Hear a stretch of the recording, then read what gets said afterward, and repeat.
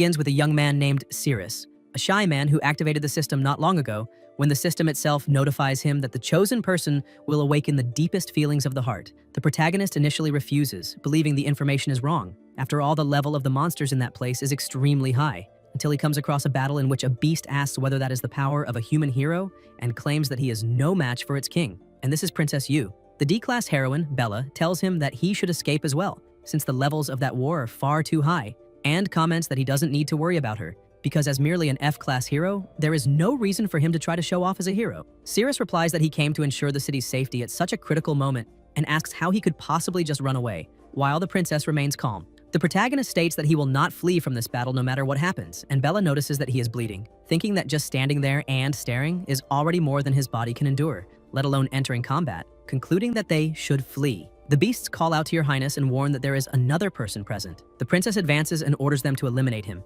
everyone rushing forward together, and she even comments that they should use his head to make a wine goblet for her beloved king. Cirrus remains still with the sword in hand, waiting, while the princess continues advancing until she gets very close. The pressure increases, their mouths draw near, the princess opens her mouth, and the system notifies that the kiss attack has been completed. Bella, outraged, asks what he is doing, and one of the beasts also questions what your highness thinks she is doing. The protagonist looks to the side and then the princess attacks him, hurling him away and taking an attack stance. Cirrus wipes his face while the princess wonders what is happening to herself, why she didn't eliminate him and how she ended up kissing him, concluding that this can only be the human's fault. The protagonist declares that even if he has to sacrifice his entire body, he will not hesitate. The beasts comment that her highness just kissed that human a moment ago and say they recently heard that she found someone younger outside, which seems to be true, though they didn't expect it to be a human, perhaps explaining why he is so calm until one of them arrives furious, calling them fools and asking how they dare question her highness's feelings for the king, stating that they themselves are monsters and that only filthy humans engage in such infidelity. The princess thinks that the king must never find out that she kissed a human and orders them to eliminate that man. The beasts advance and Cirrus faces them with his sword in hand. One of the beasts raises its weapon and tries to attack, but the protagonist dodges and realizes that with a single blow his sword has broken. Even so, the beasts keep approaching and attacking, while Cirrus narrowly manages to dodge and realizes that his defense hasn't increased, but his attack power has gone up by 100 points. With the broken sword, the protagonist cuts the monster's weapon in half, runs, suddenly stops, and attacks, launching the enemy away. Bella is shocked to see that he actually sent the monster flying, since that is not a power someone of F-class should possess. Cirrus remarks that he should have cut it in half but only scratched the monster's skin, then senses something coming from behind and sees that it's the princess about to attack him, when a massive impact occurs, causing destruction all around and making the monsters stop and watch. The princess manages to slam him into the ground and the beasts try to take advantage of the opening to advance. But a tail moves and it is the princess herself who strikes the monster that tries to attack the boy, sending it flying away. The other two are confused, and she orders everyone to listen carefully, stating that no one is to move and that anyone who disobeys will be finished, because she herself wants to teach that human a lesson. The beasts agree and tell her to eliminate him. The princess approaches again with her mouth open very close to his face, Yu's saliva dripping onto the protagonist's ear, and he thinks that compared to the safety of the city's residents, a simple insult means nothing. The princess reflects that she's becoming strange since she truly took the initiative to do something like this with a human, even though she is a powerful monster and should stop this immediately. But her heart does not obey her own orders. A beast says that her highness wants to eliminate that human and asks how she feels about it, while the partner beside him speaks presumptuously, telling them to open their dog eyes and see clearly that her highness is seeking a revelation about him, and that if she does not find it, they should understand and not speak recklessly. The protagonist thinks that his attributes should be enough to deal with that group of monsters, and now it is his turn to counterattack, making the beast notice the movement and warn her highness to be careful. The princess wraps her tail around his weapon to stop him, chokes him, and Cirrus thinks that this is still not enough. Yug throws him against the wall and the beast comment that she really wants to eliminate him.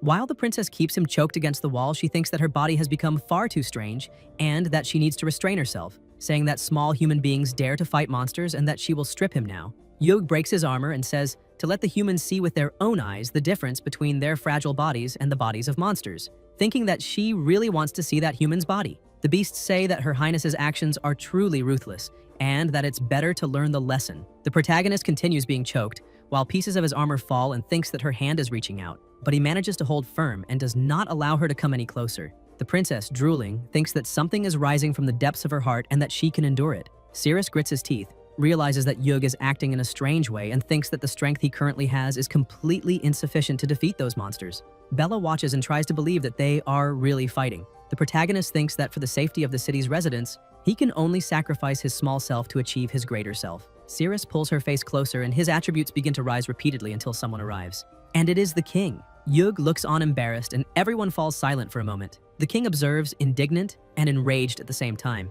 and the system notifies that the bonus values are doubled and increased by 1 level. Extremely furious, the king begins to emit terrifying mana around his own body, while the princess says that it's not what he thinks and that she can explain. The king then charges forward and attacks, hurling Cirrus away and even breaking his armor. Bella asks if he is okay and the protagonist sits up, replying that he can still endure it while thinking that this guy appeared instantly in front of him, and that his attack power is frighteningly high. It is then revealed that he is the Demon Lord Bartley, level A, who asks if she hadn't said that this would not happen again, and whether she still remembers the words she said last time, questioning why the hell she is acting that way. The princess replies that everything that happened is his fault and asks why he arrived so late, wanting to know what he was doing a short while ago. The king widens his eyes while the beasts beside him remain motionless, not saying a single word. The princess states that everything happened because he arrived too late, almost making her repeat the same mistakes.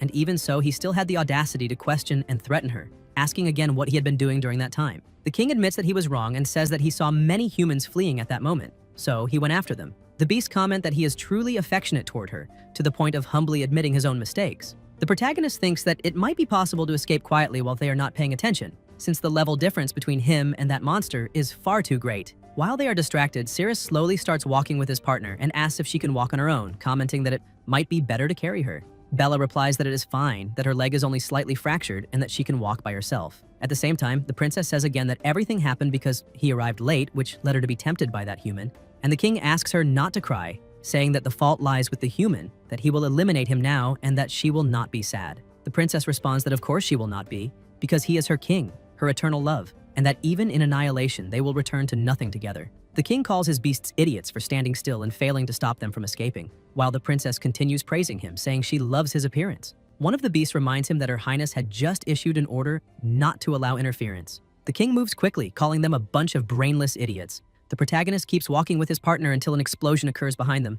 The king appears in front of the two, asks how he dares seduce his beloved concubine, and attacks, throwing him far away once again. The princess watches, and Cirrus thinks that several of his ribs seem broken, and that he cannot defend against that attack, as the speed is so great that it is almost impossible to follow. The king quickly approaches, and says he will split him in two. The protagonist realizes there is no other option, and orders the system to lock quickly, while the princess approaches with her claws, and, as she strikes the king, tells him not to hurt him. The king is paralyzed, and then Cirrus quickly gets up and begins to run at high speed. The king asks why she did that and says that she truly cares about him. As the protagonist runs, he notices that he has just leveled up and decides to leave that for later, thinking it is better to put some more distance between them first. The princess declares that she truly wants that human body. The king grabs her and asks what she is saying, reminding her that she just said she wanted him. The princess pulls her arm free from his hand and runs after Cirrus, leaping onto him. The system notifies that vitality, concentration, attack power, perception, and agility are increasing. The king says that because he was not good enough, humans take advantage of it,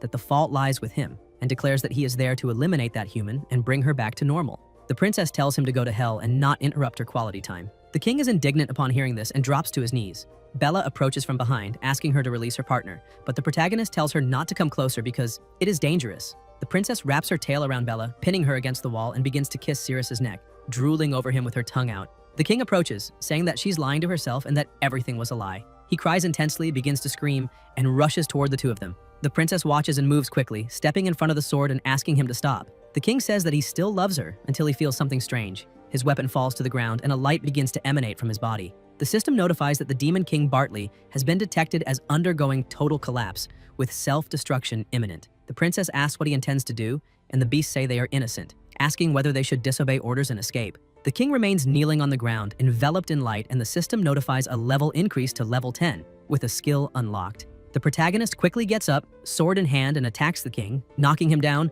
while the system notifies that the rapid body slash transforms into a phantom, appearing instantly within a 5-meter radius of the enemy to execute a decisive strike. The princess is impressed, and Cirrus thinks that if he continues improving, he should gain even more abilities. The princess asks if he did not do this last time as well, and comments that the second time, he should have been calmer, questioning why everything is still collapsing. The king leaps toward her and embraces her, causing Bella to be released. The protagonist picks up his partner in his arms and runs away, while the king continues clinging to the princess. She screams for him to let her go, saying she does not want to lose her life. Sirius then attacks the king again with his sword and pulls the princess toward himself. But even without a head, the king continues to move. All around them, everything begins to be destroyed, and the three of them end up falling together into another location. The protagonist wonders if he has just fallen to the bottom of the dungeon and notices something small on his chest, realizing that it is Princess Yug in the form of a salamander. She moves and slips inside his clothes until Bella wakes up, calling out to her partner. The system notifies that the Demon Lord has been successfully defeated and informs him that he can receive rewards, including the dungeon map, asking whether he wants to open it. Sirius becomes thoughtful about whether or not to open it as he needs to reflect carefully.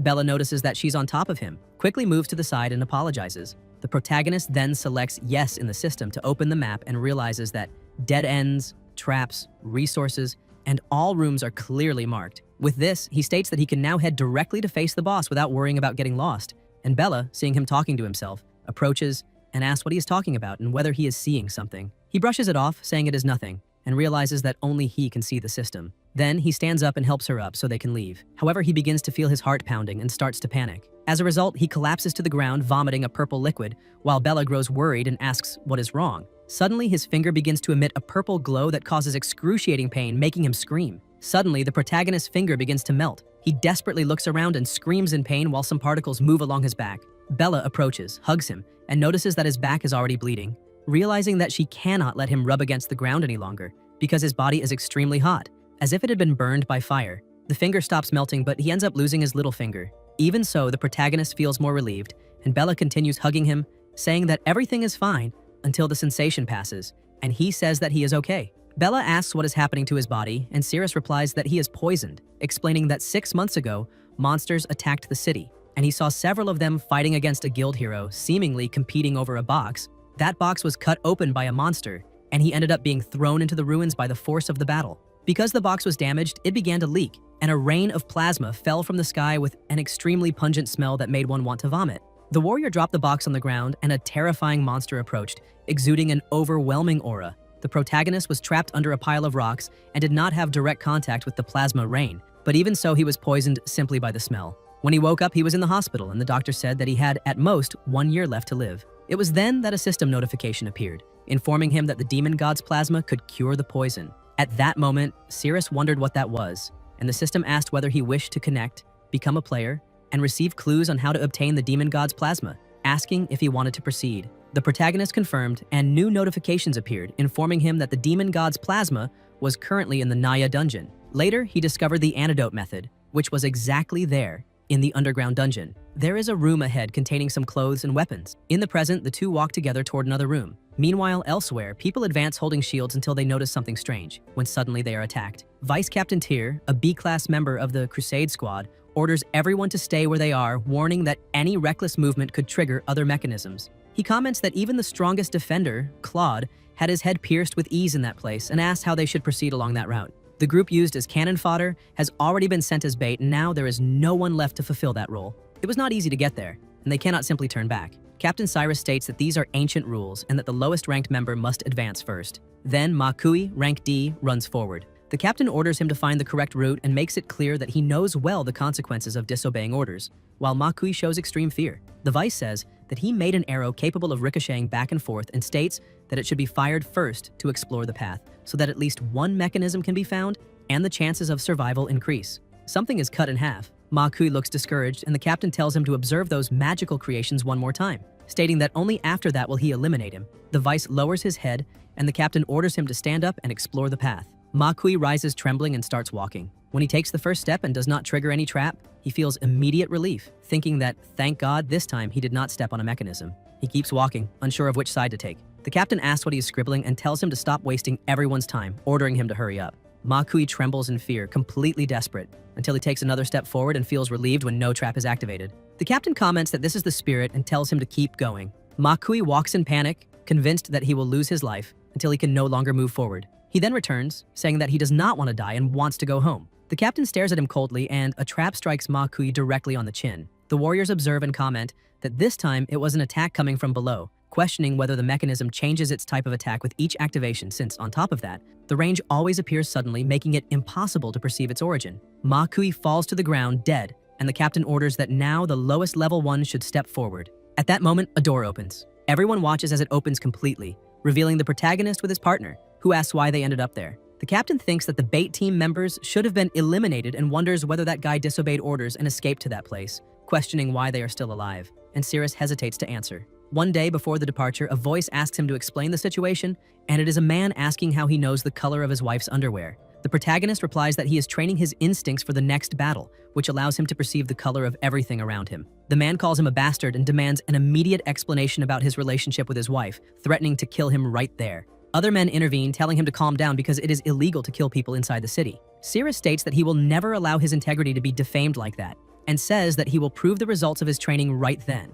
The captain interrupts while a man beside him suggests eliminating him immediately, and another disagrees, saying they should not kill him in the city because if the body is found, everyone will be in trouble. The captain asks what they think should be done, and the man replies that the best option is to put him in the bait group, eliminating the need for direct involvement. In the present, the protagonist thinks that he only went around to change equipment and wonders how he ended up encountering a group of raiders, thinking that they seem to have gotten lost. The captain orders him to come closer. Cirrus wonders whether he wants the lower-level team members to pass through the mechanism again. The vice comments that since they arrived alive, it is enough to follow the route they took to avoid the mechanism, with no need to put the team members at risk again. The captain states that they must defeat the great boss of that C-rank dungeon, because they have already lost dozens of valuable combat team members and there is no time to retreat. He says he is doing this for the good of the team and declares that if anyone disagrees, they're free to leave. The captain asks whether his intuition was not trained and states that the time has come to contribute to the team, reminding him that he must understand the consequences of disobeying orders. The system notifies that the map is open.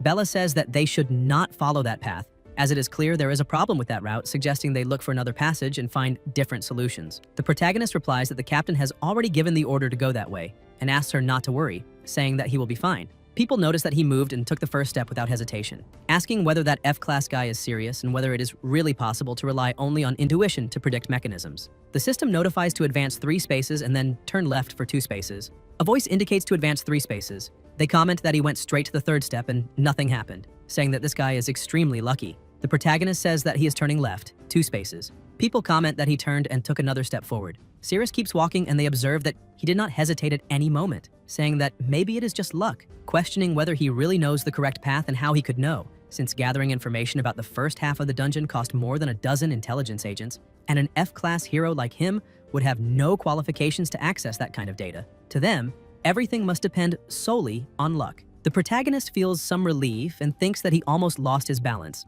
while the captain wonders why no mechanism has been activated. The system notifies to advance 5 steps, and Cirrus thinks that he is almost at the end of that section. The soldiers are surprised to see that he really keeps advancing without any problems. The protagonist continues walking until he reaches the group. The soldiers comment that he arrived unscathed and that no mechanism was triggered during the entire path, asking whether it was just luck and whether that guy really relied solely on intuition to detect traps. Cirrus replies that this is the result of his training and states that Shukin and he are innocent. The captain tries to attack him, but the protagonist dodges before the strike even lands. The captain thinks that this is impossible, that this intuition story is nonsense, that everything is just luck, and that sooner or later it will run out, deciding that he himself will indicate the path from then on. Shortly after, still in that place, Cirrus keeps walking, and the system notifies that beside them there is a cabbage mushroom, which, when consumed by monsters, increases energy and relieves pain, but if ingested by humans can cause diarrhea. The protagonist wonders whether his partner is hungry and considers picking some mushrooms for her. Cirrus grabs one of them and thinks that maybe a lick would not hurt.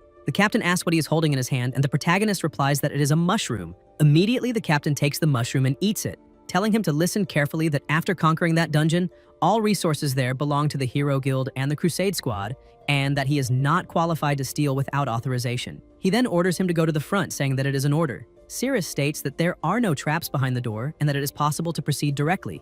The captain tells him to advance and open the door, saying that he will not allow team members with high combat value to take that risk, ordering him to stop complaining and open the door quickly. The protagonist begins to open the door and the captain warns that it is about to open, ordering everyone to stay alert. At the same time, he wonders what is wrong with his own stomach. The door opens completely and everyone watches. The captain repeats that the door is open and that they must remain alert because something unexpected may appear at any moment. Feeling that this is not a good sign, the protagonist moves forward and enters the room. The captain asks what is inside and again thinks about the growing discomfort in his stomach, questioning whether the earlier mushrooms are the cause, since he cannot risk sudden movements now or he might soil himself. Cirrus says that, according to his observation, there are traps spread throughout that entire area. He then starts running and tells them to keep up, saying that everyone must run together. The captain replies that they cannot run and must walk slowly, stating that it is an order. Even so, people start running, asking what is going on, whether there is some hidden reason, and why everyone is running. Suddenly, the captain's stomach starts making noises. He begins to release gas and thinks that he cannot hold it any longer.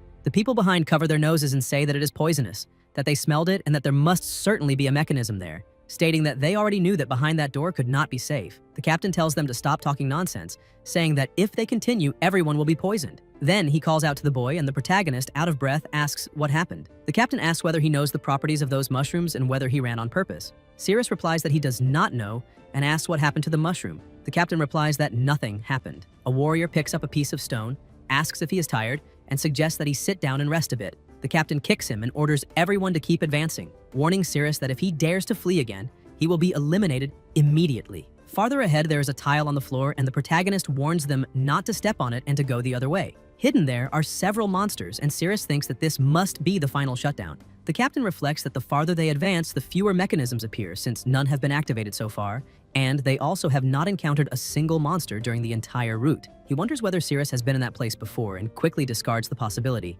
because if he had not been with the team, he would probably have been devoured by the D-rank monster right at the entrance, much less managed to reach that point. The protagonist comments that if they advance a little more, they should be almost at the great boss's chamber. The captain thinks that if they have truly reached the boss room, Sirius no longer has any value in existing, and that, regardless of luck or any other factor, he has reached his end there. They continue advancing. The captain draws his sword, an absurd aura spreads around him, and he swings it, cutting a piece of stone from the ceiling that was about to fall on Sirius. In his mind, he thinks that in an F-rank dungeon, an explorer being finished off by a mechanism is something quite common. At that moment, a tail moves, but the protagonist manages to dodge. Another attack follows immediately and sends the captain flying. A monster appears, destroying everything around it, and Sirius asks whether that place is going to collapse. Stones begin to fall to the ground. The captain thinks it was by luck that he reacted quickly and used his sword to block, because otherwise he would certainly have lost his life. The protagonist becomes trapped, and a voice questions why there is a human there. Someone approaches, appearing to be an elf, and comments that it is disgusting. On the other side, the monster reveals itself as a puppet scorpion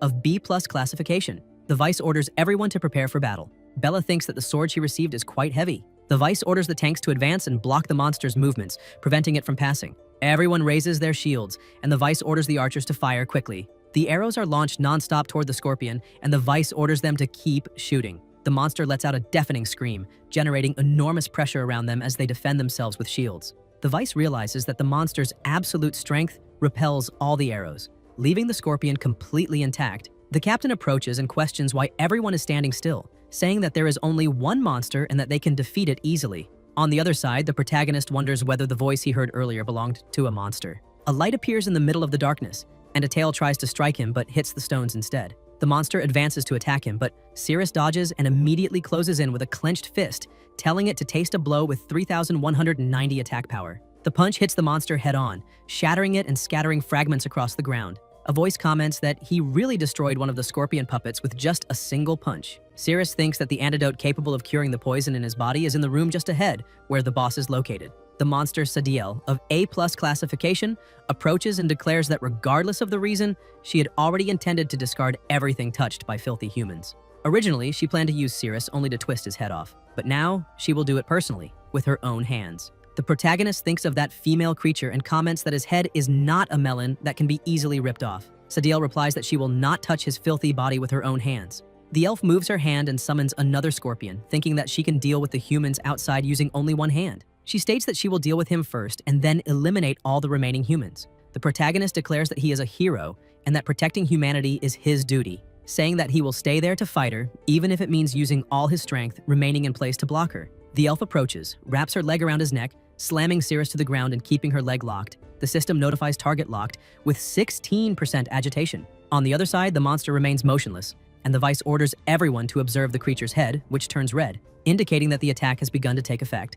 The protagonist remains restrained and thinks that she is extremely fast. The elf comments that the fact he managed to reach that place, considering human strength, is impressive, but only up to that point, adding that Lord Nay truly hates it when humans enter his room. Sirius concludes that that monster is very strong and that he cannot let her leave, needing to stop her right then. He opens his mouth and moves closer to her feet. The elf shows disgust and asks if he really did something like that to her feet. On the other side, a warrior falls to the ground and the scorpion begins to approach. Bella observes and realizes that there has been no movement there for a long time, believing that her partner would not have been knocked out by just a stone, and concluding that she needs to pull him out of there. She asks for cover, saying she will pull him from the rubble. The Vice orders her to wait and not advance, but even so, Bella moves forward thinking that everything will be fine. The monster approaches and tries to attack her, but someone steps in front to block the blow, it being the Vice himself, who uses his strength to hold the attack. Bella continues advancing through the stones and thinks that he is a hero after all, and that it is just a pile of rocks, so he must be fine. Meanwhile, on the other side, the elf observes the drool-covered foot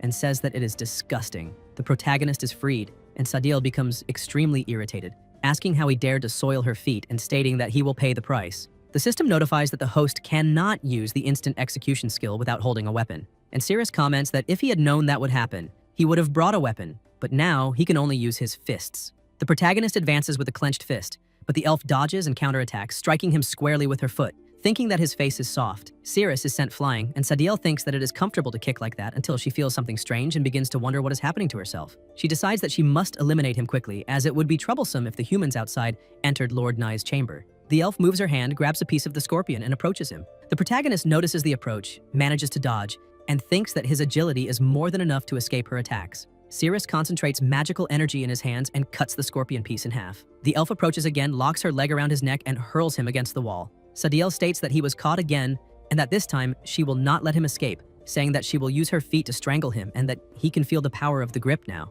The pressure around them increases, until she shows embarrassment and pushes him against the ground with her foot, telling him not to touch her legs with those filthy hands. The protagonist's hand is pinned to the ground together with pieces of the scorpion's body, and Cirrus realizes that it is the scorpion's tail he just broke. The suppression exerted is extremely strong, making it impossible to avoid the attacks. The elf says she will crush his head immediately. The system notifies an increase in resistance, along with perception and magic. Sadiel finds the situation strange, and wonders why she feels so good stepping on him, thinking that humans exist only to be trampled under her feet. On the other side, the scorpion begins to tremble, and the Vice observes that the monster has started to lose balance, ordering everyone to remain firm, as they are about to win. New notifications indicate an increase in attack power, while Sadiel continues pressing his body with her feet and thinks that the sensation is incredible. On the other side, a voice warns Bella to be careful as the scorpion's tail is heading toward her. She realizes it too late and is thrown away, leaving the Vice worried, while the captain also sees her being launched. On the other side, the protagonist feels embarrassed and asks her to wait a moment, saying that she does not have permission to touch him there.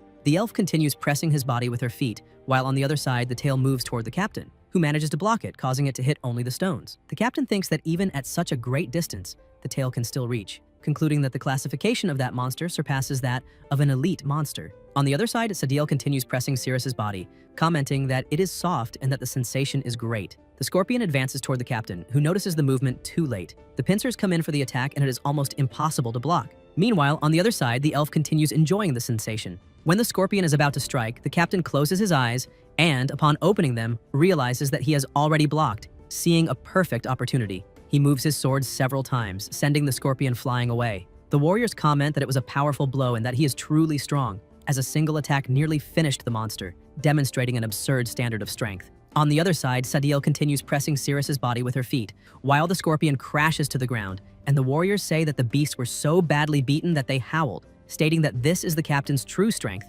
and that with him around, they do not need to fear how many magical beasts appear. The captain thinks that that monster does not seem so strong, and that he can defeat it easily, while on the other side, the elf continues moving her feet over the protagonist's body as the scorpion scratches the ground. The captain orders everyone to step aside and leave everything to him, stating that he will make them witness the strength of a ranked captain. On the other side, the elf wonders whether she is really doing those things with a human body and tries to calm herself. The protagonist thinks that her body is extremely resilient, especially her legs, and affirms to himself that he will never submit to her. Sadiel moves her foot close to his mouth and tells him to be quiet, saying that she does not want to hear his voice. The system notifies that vitality increased by 1,632 points, concentration by 2,051 points, and resistance by 2,167 points. On the other side, the captain realizes that the monster's attack is coming again. Meanwhile, Sadiel shows satisfaction as she runs her foot over the protagonist, and as a result, the scorpion fails to attack and ends up vomiting. The captain seizes the opening, attacks, and knocks the monster to the ground.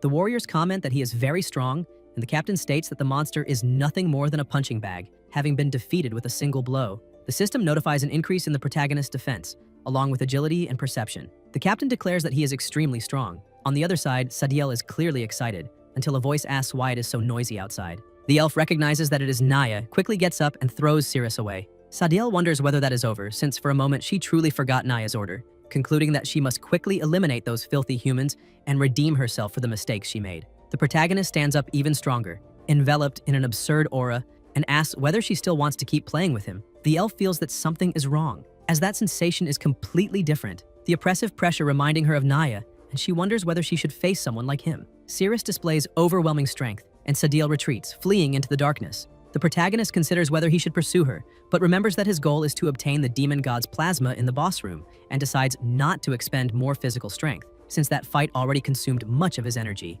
On the other side, the warriors praise the captain, saying that he is invincible, and that with him present, there is no dungeon that cannot be conquered, until the stone barrier begins to crack. Bella runs to the protagonist, asks if he is okay, and comments that he does not appear to be injured. Cirrus replies that he is completely fine. Bella observes that he is covered in dust and says that even if it does not show externally, there may be internal injuries, suggesting that the medical team examine him and asking him to inform them if he feels unwell. Someone observes from a distance and silently clenches a fist. Meanwhile, the captain celebrates and orders everyone to follow him, saying that he wants them to witness his true strength as he intends to defeat the boss alone. He thinks that the danger of that dungeon is certainly not rank C, probably something closer to rank D, and that upon returning to the guild and reporting his feats, this will result in promotion and great rewards. On the other side, Sadiel is kneeling, saying that there is an extremely powerful human outside and that it is necessary to be careful when facing him. Naya calls her and asks what order he gave her. Sadiel answers that it was to guard the door and not allow any creature to enter his room. Naya asks what she is doing there,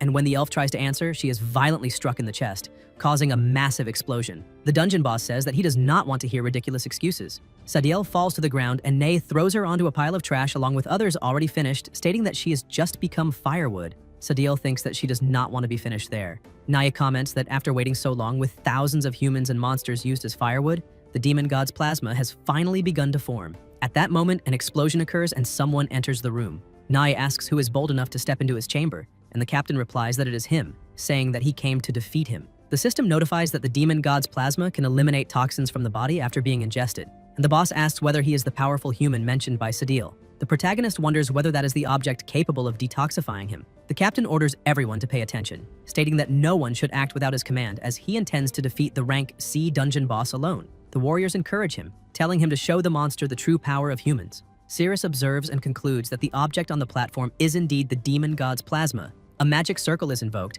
and the captain advances with his sword, delivering the first blow. The boss remains unharmed, releases immense power, shatters the captain's armor, and hurls him away with just one attack. The warriors panic and ask if he is okay when the captain slams his back against the wall. The dungeon boss states that he only managed to withstand it because he is a relatively powerful human, and says that Sadiel is completely useless. Fallen, the captain thinks that the power of that blow makes no sense at all, since his armor was destroyed with a single attack. The warriors approach worried, and the captain begins to wonder what is happening in that underground city. Why there is such an absurd difference in strength among the monsters, reaching the conclusion that fighting head-on is not a good idea, then deciding to use the team members to exhaust the boss, minimally increasing the chances of victory. He orders everyone to follow his commands in advance, showing their specialties. The Vice tries to warn that a full charge attack without formation will cause unnecessary casualties, and suggests keeping the tanks in front, but the captain, irritated, asks whether he's challenging his authority. The Vice replies that he would never dare, and the captain orders him to stop talking nonsense, as the order has already been given. Everyone must take their weapons and advance without fear, as he himself will be the solid support of the team.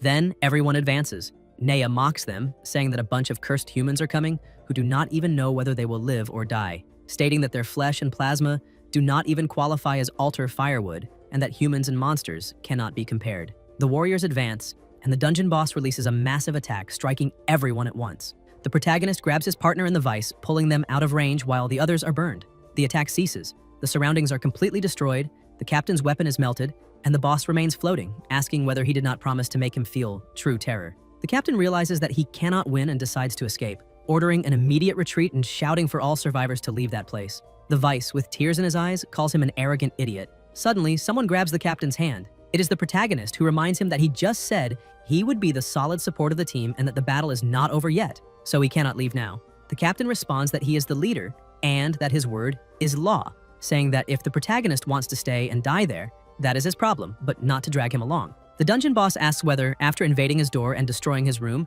he still thinks he can escape. The captain warns him to look behind, as the boss is about to release the light beam again. He tries to free his hand from the protagonist but cannot, wondering why that bastard has such a strong grip and realizing that the attack is already being aimed at them. The captain orders him to let go, thinking that he cannot defeat either the boss or that man. He tries to punch him, but the protagonist blocks and tightens his grip even more. The captain screams in pain, and Cirrus states that as a captain, he must keep his word. An explosion occurs, and the protagonist hurls him toward the dungeon boss, telling him to be the solid support of his companions, block the attacks with his own body, and protect the allies during the retreat. The attack hits the captain head-on, sending him flying while the surviving warriors run to escape. Cirrus, enveloped in a terrifying aura, declares that now it is his turn.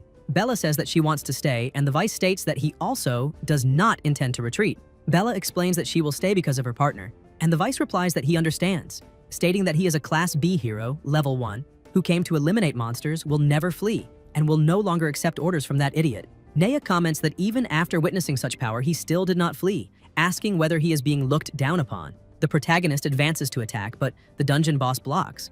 Even so, Cirrus moves rapidly to continue the offensive, making Naya realize that he is extremely fast. The protagonist starts running and says that the demon god's plasma, his antidote, is right there. Naya asks why he is running toward the altar, and whether his goal is not to defeat him, but to obtain the plasma. Cirrus continues advancing and replies that he is still a bit far from achieving it. The boss calls him a filthy human and orders him to stay away from the altar while the Vice and Bella advance from behind, and the Vice comments that this is a rare opportunity. Naya moves his hand, blocks both blows, and comments that that bastard is fast like a cockroach. Bella shouts for him not to dare attack Cirrus. They try to advance again, but the dungeon boss moves and launches long-range attacks. While running, the protagonist dodges. Explosions erupt all around, yet Cirrus keeps escaping and is already close to reaching the plasma. A magic circle surrounds the altar, and the protagonist asks if that is a magic array. When he touches it, an extremely loud noise echoes, and Cirrus is thrown backward. Naya states that that magic formation was personally created by him, and that as long as he is alive, no creature can cross it. The protagonist concludes that advancing directly and drinking the demon god's plasma to detoxify is not feasible, and that defeating the boss first is necessary, wondering if there is another alternative. The dungeon boss orders those two idiots to disappear and slams them to the ground. Cirrus looks to the side and wonders if that is the monster woman who just escaped. The elf asks him not to make noise and not to let Nai know she is there. The dungeon boss declares that his ritual requires people, and that after eliminating some of those stinking insects, he intends to visit the city again to vent his rage. Cirrus observes his surroundings and realizes that his partner is in danger. He takes something out and hands a mushroom to Sadiel, explaining that they are cabbage mushrooms used to recover energy. Then he runs toward his partner to save her. Sadiel eats the mushroom, and the system notifies that the female monster Sadiel has developed affection for the host, that the requirements to unlock weapons have been completed, and that new options have been unlocked, beginning a detailed explanation of weapon introduction rules. The Vice orders Bella to retreat and escape immediately. Bella replies that her leg, whose bone has broken again, cannot endure it and says he can flee without her. The protagonist orders the system to simply skip that, as he is going to rescue people now and has no time to listen to nonsense. But the system continues notifying that the explanation was ignored and that he may choose a card. Cirrus then chooses one of the cards and advances wielding his explosive weapon, the Divine Sword of Vestments. He moves at high speed, leaps with the weapon in hand, and attacks the monster, but Naya blocks. Even so, Cirrus persists and tries to strike him again. The dungeon boss dodges, and the protagonist realizes that the previous attack hit his palm once and tore the upper clothing, concluding that repeating this once more will be enough to bring him down by attacking the legs. Then ripping off the mask and activating the ultimate move. All he needs to do is get close and keep using the rapid body cut skill, as the enemy will certainly be hit. The system notifies that the host's current magic power allows rapid body cut to be used 6 times with a cooldown of 10 seconds, and that immediate activation is possible when targeting the same enemy again. Cirrus comments that the skill is terrible and inefficient, and the system asks if he wishes to deactivate it. The protagonist answers no. Since that is the case, he will try. New rapid body cut notifications appear and the pressure around intensifies more and more. Cirrus tries to strike again, but Naya dodges. The protagonist grows even more irritated and realizes he missed again. The dungeon boss wonders why that bastard keeps aiming at his legs, notices that the upper garments are already torn, and suspects that he is trying to strip his clothes. Cirrus tries again. Naya calls him a filthy human and kicks him, knocking him away. The protagonist braces himself on the weapon, manages to stay standing, and comments that it hurts a lot, that his nasal bone almost broke, but that it is nothing compared to the pain of having his body slowly melt after toxin explosions, making that pain insignificant. The monster moves his hand and releases a long-range attack, causing an explosion behind him. Cirrus realizes that the 10-second cooldown has ended. Naya comments that that bastard really dodged, and the protagonist advances again, saying that the cooldown is over and that he wants to see how he will dodge an attack at such close range. Cirrus attacks and feels that he hit, but when he looks, the monster is still there. Naya replies that he never said he would run away, and that if it were not for the concern of exposing his body, he could make larger movements, stating that by speed difference alone, he could have reduced that human to ashes long ago. The dungeon boss tries to hit him, but the protagonist dodges. Naya continues attacking relentlessly while Cirrus retreats, continuously evading and maintaining distance. The system notifies that rapid body cut cannot be activated, and the protagonist wonders why 10 seconds feels like an eternity. He concludes that there is no choice but to face it head-on. Attacks are unleashed, Cirrus moves swiftly, and massive impacts occur around them. The Vice and Bella remain fallen on the ground. The Vice realizes that Cirrus actually blocked the boss's attack head-on and remembers that before the expedition his overall combat level had been evaluated as only rank F. Yet, in a battle of this caliber, even a rank B fighter would be completely unable to intervene. As the fight continues, the smoke begins to dissipate, and the protagonist thinks that the attributes of that sword are absolutely incredible, commenting that now he can counterattack and avoid strikes easily, as the enemy's blows have become useless against him. Naya admits that he is right and states that it is indeed difficult to eliminate him, but adds that he can easily kill the woman with the injured foot. Cirrus uses rapid body cut, slices through the attack with the sword, and advances toward the enemy. At the same time, the protagonist glances sideways and calls out to his partner, while the dungeon boss thinks that stupid humans always do this sort of thing to save heroes. And that is why heroes end up being finished off by villains from behind, realizing that he was deceived once again. Cirrus thinks that it is too late to run over there and that there is only one option left. Using the system on his partner, the system then notifies rapid body cut. Bella's armor shatters, and the protagonist realizes that the impact completely pulverized her protection. He steps in front and comments that the right moment has finally arrived. Cirrus dodges another attack, and Naya grumbles that he managed to escape yet again. The dungeon boss observes the surroundings and comments that he was so focused on the battle that he forgot to add fuel to keep the demon god's plasma heated, stating that if the altar temperature is not maintained immediately, all effort so far will be wasted, and it will be necessary to wait another 100 years. Bella feels her body become strange and hot, starts touching her partner, and the protagonist becomes completely confused. She extends her hand, touches his face, and tries to kiss him, asking what he is staring at, saying that he has never seen a beautiful woman in his life, questioning why he is staring and whether he wants to kiss such a beautiful woman. Cirrus immediately pulls away and says that he does not want to.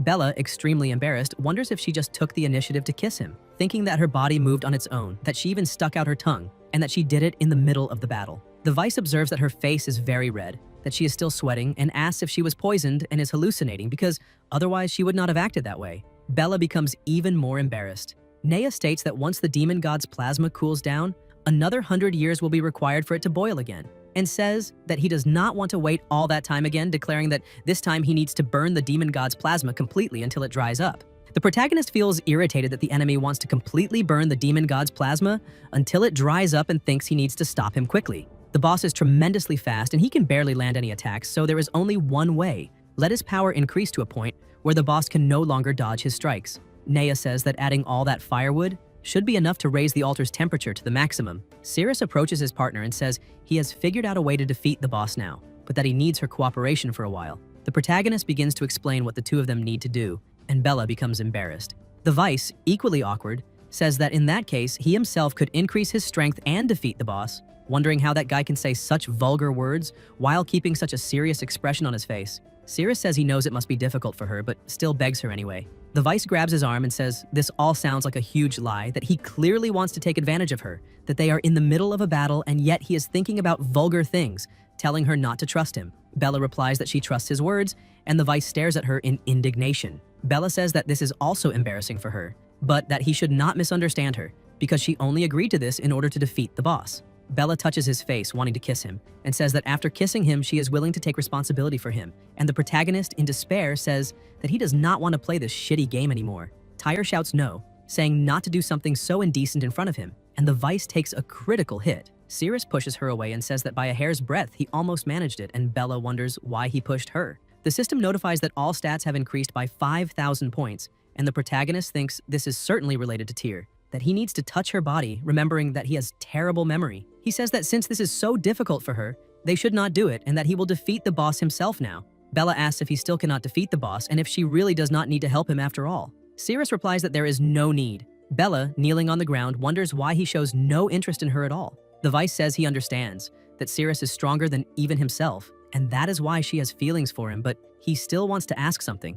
Bella asks if it is that thing again. The protagonist advances with his sword and thinks that to activate the final strike, he needs to hit the head and the legs at the same time. Before, he had almost hit the boss's leg, but now all his attributes have increased by many points. And this is the perfect opportunity because he can clearly do it. Meanwhile, Naya continues fiddling with the plasma, and the temperature is still not the way he wants it, and if he cannot adjust it soon, it will drop rapidly. So he intends to use these filthy humans to make up for the lack of heat, and they should be proud of that. The dungeon boss says that humans will become the firewood of his sacrifice, that this is the greatest praise he can offer them all, and thinks that the time has come to release all his power and eliminate these humans quickly. Nea releases an impressive power, and the protagonist realizes that he is approaching. Cirrus tries to block with his sword using a lot of strength, and the system notifies that magic points are being consumed rapidly, with the value dropping non-stop. An extremely strong light is emitted, and the system informs that the magic value has reached 11, warning that the host can no longer use any skills due to the critical magic level. Nea approaches and says that his magic power has been completely exhausted and that the battle is over. The protagonist replies that it is not. Bella approaches and says that he clearly needs her help. Tyre is detected with a broken heart, and Bella thinks that she said this a long time ago, that there has been something in her heart since childhood until now, and that it has never changed. Bella hugs him and a light begins to spread, while Cirrus says he feels a surge of power growing. The system notifies that all attributes have increased by 27,500 points. The pressure around them becomes overwhelming, and Nea says this is impossible, that he should have no reason to fight back now. The protagonist is enveloped by an absurd aura, and the dungeon boss states that no matter how much his power increases, he is still just a human. That before a monster, he is nothing more than an ant, and that regardless of the attack, he can always dodge it. Cirrus moves at high speed and strikes the monster before it can even perceive the movement. The system notifies that the divine sword of the explosive vest and the supreme move, Sacred Sword Descent, have been unlocked. Nea begins to scream desperately as a violent power gathers inside the monster, consumed by intense fury. The protagonist moves his sword, and the dungeon boss says he will eliminate all of them. An extremely loud noise is emitted, an explosion occurs, everything around is destroyed, and the entire place begins to tremble, accompanied by intense sounds and violent winds. The smoke dissipates and the monster falls to the ground. The system notifies that the cooldown time of Sacred Sword Descent is 20 seconds. The protagonist walks toward the altar. The magic array remains active, and Cirrus asks why it is still active. Nea begins to stand up and asks if he thinks he has already won, saying that he will never allow filthy humans to touch the demon god.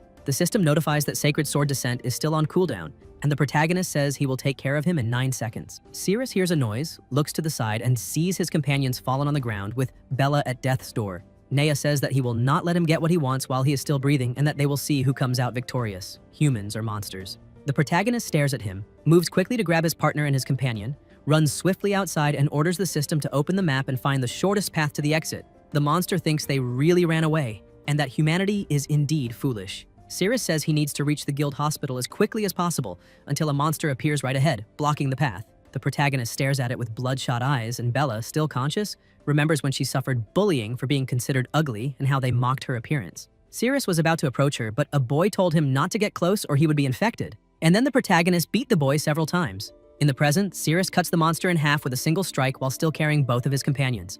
And the system notifies that Rapid Body Cut has been activated. Before, when they were children, after the protagonist beat the boy, he approached Bella and said that the game was not over yet, that he was a boy and she was a girl, that he would play the role of father and she the role of mother, and that he would take responsibility for her. In the present time, Cirrus continues running with his companions and says that she will be fine. Meanwhile, the dungeon boss continues boiling the plasma and says that only a little more is missing, that he cannot let the temperature drop. A light begins to be emitted, and Nea says he will make his sacrifice for that. On the other side, a monster opens its enormous mouth, releasing a great amount of power, but the protagonist dodges. Cirrus runs and cuts in half the beast that tries to stop him, and the body falls to the ground. He finds the situation strange and wonders why his divine sword of the explosive vest has disappeared. The system notifies that the enemy has been defeated and that the weapon has returned to the system, informing that after 12 hours it will be returned. The protagonist continues running and thinks it does not matter because they are almost at the exit.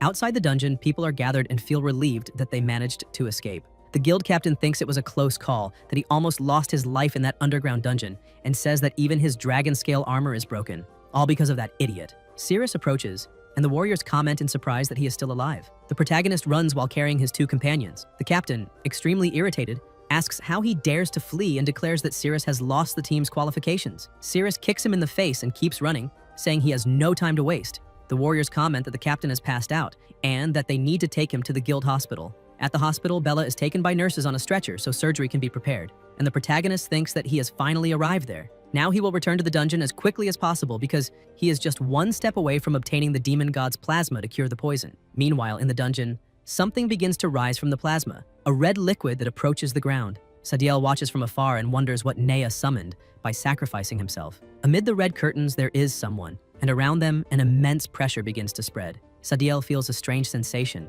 and thinks that that arrogant presence feels like being stabbed countless times, as if needles were piercing her bones. The summoned creature says that the smell is familiar, that the sensation is familiar, stating that this place is truly its own backyard. This is the demon god, Azathoth. Sadiel says that this place is extremely dangerous and that she needs to get out of there as fast as possible. The demon god looks to the side, moves rapidly, swings his hand, and causes a huge explosion around him, destroying everything. The beasts nearby ask why the ground exploded and say they are about to fall. The beasts plummet toward where Azathoth is, and everything above breaks apart. The creatures that fell to the ground say that the fall was far too deep, until they realize something, stating that the underground dungeon has collapsed, that they can now see the sky, and asking if, to be capable of doing something like this, it was Naya. The demon god says that Nai has already been eliminated and that he now needs a servant. The beasts are shocked to hear this and ask if they should escape, saying that monsters are a lineage that was lost over time, influenced by the pursuit of immense power, always willing to follow someone even stronger than themselves, someone capable of turning them into servants, and they all agree. The demon god observes them and says that this is ugly, and then they are destroyed in an instant, as he states that he does not want anything ugly. Then he comes across Sadiel and says that she looks fine, telling her to raise her head and open her mouth. Sadiel, with tears in her eyes, obeys, and the demon god pours the plasma into her, making Sadiel realize something until she begins to be completely healed. The demon god says that her body is feeling quite comfortable now, explaining that his plasma has the ability to repair damage, strengthen the immune system, and increase strength, and that this process can bring immense pleasure. He says that it is dark and tells her to find a clean room and wait for him. At the guild headquarters, the injured captain has his head slammed onto the table, and Darren asks what he said, hearing that the mission failed, while the captain says he is sorry and that he needs to find a solution, because if he loses his position as captain, he will have to hand over and audit the remaining assets of the guild's investigation team. And if it is discovered that they sold guild resources, the situation will be even worse. Darren tells him to shut up and says he already knows, stating that he just said that someone on the team disobeyed orders. The captain confirms, saying that the name is Cirrus. Darren states that all responsibility for the failure will be transferred to him, condemning him to execution for desertion. The protagonist returns to the dungeon and wonders how it collapsed and whether the antidote is still intact. Cirrus goes straight to the altar but realizes that the plasma is no longer there and that the place is empty. Elsewhere, Sadiel is sitting with her head down when someone approaches from behind and begins to run a hand over her body. And Sadiel tells Azathoth not to do that until the person behind her hugs her, and she feels something soft touching her back. The demon god speaks in her ear, and Sadiel feels impressed and embarrassed at the same time. He asks if she does not like hugs, and says there is nothing to be surprised about because at night he loses all his power and returns to his true self, a girl. During the night, she must protect him and eliminate anyone with hostile intentions toward him, and he tells her not to even think about trying to kill him or escape, because by consuming his plasma during the day, even at night he can resonate with the plasma inside her and make her body dissolve instantly, so she must obey him. The protagonist begins searching and realizes that another room is also empty, thinking that the demon god's plasma must still be somewhere there, that there must still be hope for himself, and decides to explore every corner of that place, telling the system to open the map. In the room, the demon god says that he truly does not want to end up like this, but that there is no way to avoid it, because his heart is sealed inside the Heroes Guild and he is not in his complete form right now, explaining that at night he turns into a weak human, but that if they wait until daytime, after restoring the demon god's power, they will go to the Heroes Guild headquarters to retrieve his heart, and when that happens, all the monsters in the world, whether day or night, will once again bow to his power. Meanwhile, Cirrus keeps running, and Sadiel hears something, saying that someone is approaching and that she will take a look. At that moment, someone calls her by name, and it is the demon god who says that during the fight she must remain within a 5-kilometer radius of him, because if she exceeds that range, he will assume she is escaping and will melt her body. The system notifies about the demon god's plasma present in Nai's underground dungeon, and the protagonist keeps running, thinking that indeed it is there. Only that room ahead remains to be searched, and it must be inside. Sadiel is hidden and tries to strike him, until she realizes something and says that it is him, the disgusting human again. The demon god shouts, asking what is happening, thinking that at that moment his body reacted, and that this reaction only occurs when he is near his own heart. Sadiel says that Naya has already been eliminated, asks why he came back, and tells him to leave immediately before dawn. The protagonist says that her body has recovered enough strength to fight, and asks if she liked the mushroom-flavored candy he gave her. Sadiel replies that it was not tasty at all, that it was the most disgusting mushroom she has ever eaten in her life, and tells him to go away. Cirrus says that she is crying, and that her favorability toward him is higher than he expected. Sadiel tries to hit him and says that he is talking nonsense, that she does not like him at all, until she lands a solid hit on his face. Sadiel states that his feelings toward humans are simply disgusting. Then she realizes that he disappeared and thinks that she clearly stomped on his face, yet he still managed to escape. The protagonist runs toward the door and says that he has urgent matters to deal with, that they can play later. and thinks that he can feel the demon god's plasma right behind that door. The demon god opens the door. Cirrus is surprised, touches her, and asks if she is human. Sadiel asks why she came out. Suddenly, the pressure around them intensifies. The demon god touches him, and a light is emitted inside his body. The demon god realizes that this is his heart and wonders why it is located in that part of the human body. The protagonist steps back and asks what she intends to do. Cirrus touches her and realizes that the plasma is inside her, asking how his antidote turned into a human. The protagonist cuts her hand and begins drinking the plasma, questioning whether that plasma is the antidote. The demon god feels pain, and the system notifies that the host's poison has not been cured, informing that the remaining lifespan is 101 days, and Cirrus asks how her plasma can be ineffective. The demon god thinks that he has already transformed into a human, and that his plasma has naturally become ineffective. Sadiel moves her leg and tells him to let go of her hand, striking the protagonist and pushing him away. The demon god thinks that his heart was absorbed by a human, transformed into essence, and stored in that filthy part of the body, and that now, to recover his power, he will have to forcibly absorb it back into his own body. After that, his body will dissolve into a pool of plasma, this being the punishment for using his power without permission. The protagonist asks if it could not be other bodily fluids and says to leave that for later, that they will extract it first and decide afterward. At that moment, stones shoot upward as the ground is shattered, and the spider lady appears, saying that even from thousands of kilometers away she felt her presence. The sensation that confuses her senses is stirring inside her, and the bell she granted her has not been removed for even an instant. This is the boss, Ghana. She says that she has already proven her love for her, and asks if she can devour her now, stating that after that she will belong only to her. The demon god remains still. Cirrus leaps, grabs her in his arms, and carries her away, wondering how a boss monster appeared there so suddenly, and thinking that he needs to take her to a safe place first. The protagonist runs with her in his arms. Ghana shouts for him to give her back and not to run away. Near the buildings, Cirrus feels relieved and says that he finally managed to get rid of that monster. The demon god asks where he took her, and Cirrus replies that it is the Heroes Guild in Zone Z, his home. The demon god thinks that this actually makes things easier because after recovering his power, he can carry out a direct purge, and everyone will pay the price for sealing his heart. Azathoth hugs him and says that she was cursed by a terrible monster and that if she does not find a man to mate with soon, she will lose her life, stating that he can save her. The protagonist gets a nosebleed and says that he is a noble and upright hero who would never exploit someone's vulnerability. The demon god calls him a brave hero and says that she is in great pain now, stating that he needs to save her. Cirrus thinks that he cannot believe he truly encountered something so shameful, and his inner voice says that he must never exploit the vulnerabilities of others in such a way, because otherwise his righteous soul would suffer unbearable anguish. However, as dictated by a hero's responsibility, the people who need his help are suffering, and he cannot simply cross his arms and do nothing, willing to sacrifice himself to save her,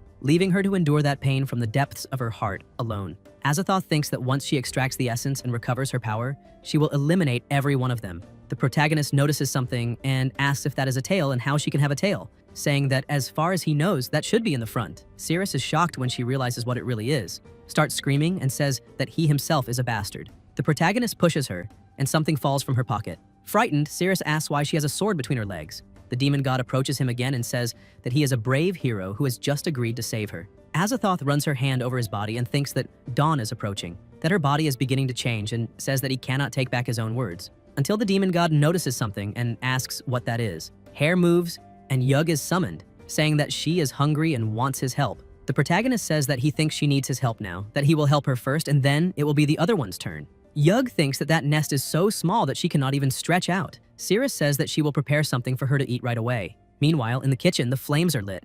The protagonist thinks that he will try to buy some time by cooking and wonders what he should do now. He thinks that if he does not save her, the demon god will truly lose her life, that there is no way to detoxify, and wonders if he really needs to have a relationship with her. Cirrus thinks that she cannot do this. Azathoth thinks that she does not want to wait until morning and that she needs to recover her energy now. If he does not want to, she will have to force him. The protagonist pushes her away and goes to another room, saying that he has finished preparing the food and that he will help her first. The demon god becomes irritated, thinking that this is hateful, that human body is too weak and has no power to suppress her. The door is closed, and Yug is drinking something. Cirrus says that it is a toilet bowl cleaner and asks if she will be fine after drinking that. Yug starts eating the prepared food. The demon god says that he has already prepared food for her and saved her, and that now it is his turn. But the protagonist asks her to calm down. Azathoth grabs his arm and says that she does not want to hear excuses, that she wants to do it now. The system notifies that the deadline to return the weapons has arrived. The demon god removes his clothes and keeps observing. More notifications appear to complete the mission. to run through the streets and wave at 33 people, and the protagonist, irritated, says that he would never do such a thing. The system notifies that if he fails to complete the mission, he will be dragged into the advanced reverse paradise. Cirrus grows thoughtful and imagines herself in a place like that, screaming that it seems even more terrifying, and asks how such a small piece of cloth can offer any coverage, saying that it simply covers nothing and that no matter what happens, everything will be exposed.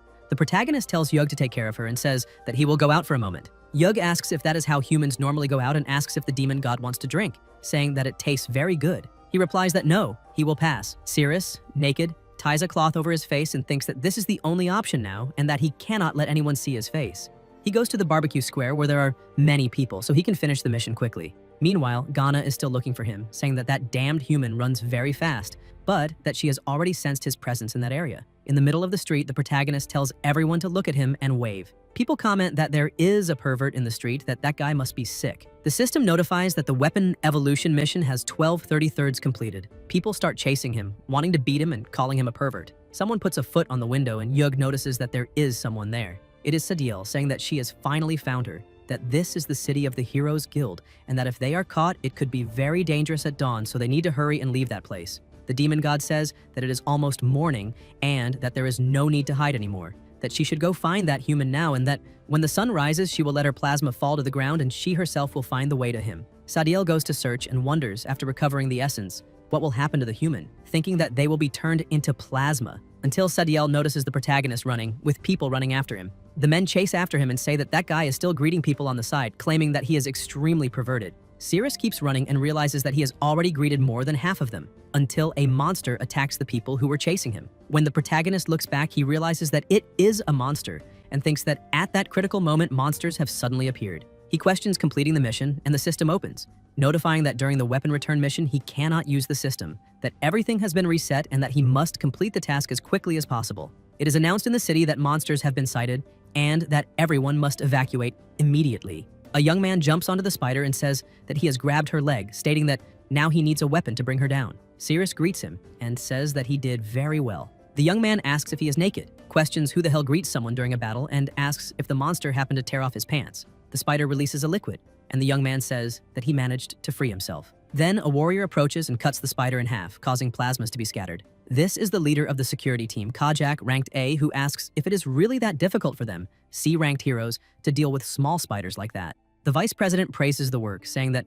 this also counts as performance on the battlefield, and orders them to escort everyone back quickly. Ghana says that she can smell it and that the human is nearby. People look back and draw their swords to fight until an extremely bright light is emitted. Kajak advances but misses the attack, and Ghana smiles, asking if that is how he intends to approach her. Then, the leader widens his eyes when he realizes that he has been hit and says that it is poisonous, warning that they cannot touch her. Ghana comments that humans are really fragile, that they cannot even withstand a little poison. One of them says that he will hold the monster back and orders them to take Charlton to a safe place. Ghana asks if he wants to hug her and states that they underestimated her. Meanwhile, the protagonist keeps running, with only one person left to complete the mission. Kajak is infected by the poison, and Ghana says that the sounds they make when they are poisoned are truly pleasurable, stating that he will not scream anymore, but that she is not hurt enough yet. The vice president calls for help, and Cirrus tells them to release that man. The system notifies that the weapon return mission has been completed, and the protagonist's clothes return as soon as he greets the last person. The system notifies him to choose a card. Cirrus makes the choice, and new notifications appear informing that the acquired weapon, Silent Divine Finger, allows that whenever the host touches something around them, it will be replaced by the body of the locked enemy, who will feel the sensation of the touch, and that when the enemy screams from the depths of their heart, it will activate the silent force. Ghana realizes that it is that human and asks where he hid Azathoth, and the protagonist replies that he will not hand her over. Ghana says that then she will eliminate him and will search for her personally when dawn comes. The spider lady tries to attack him. Cirrus plants himself on the ground so as not to be pushed back, and Ghana wonders why she feels as if someone is touching her body. The spider lady starts screaming until she collapses to the ground, causing a violent impact. Ghana gets up and wonders if that human touched her chest at that moment, thinking that as soon as she screamed, an invisible force struck her, and that, although it was not fatal, it still hurts, concluding that this must be his ability.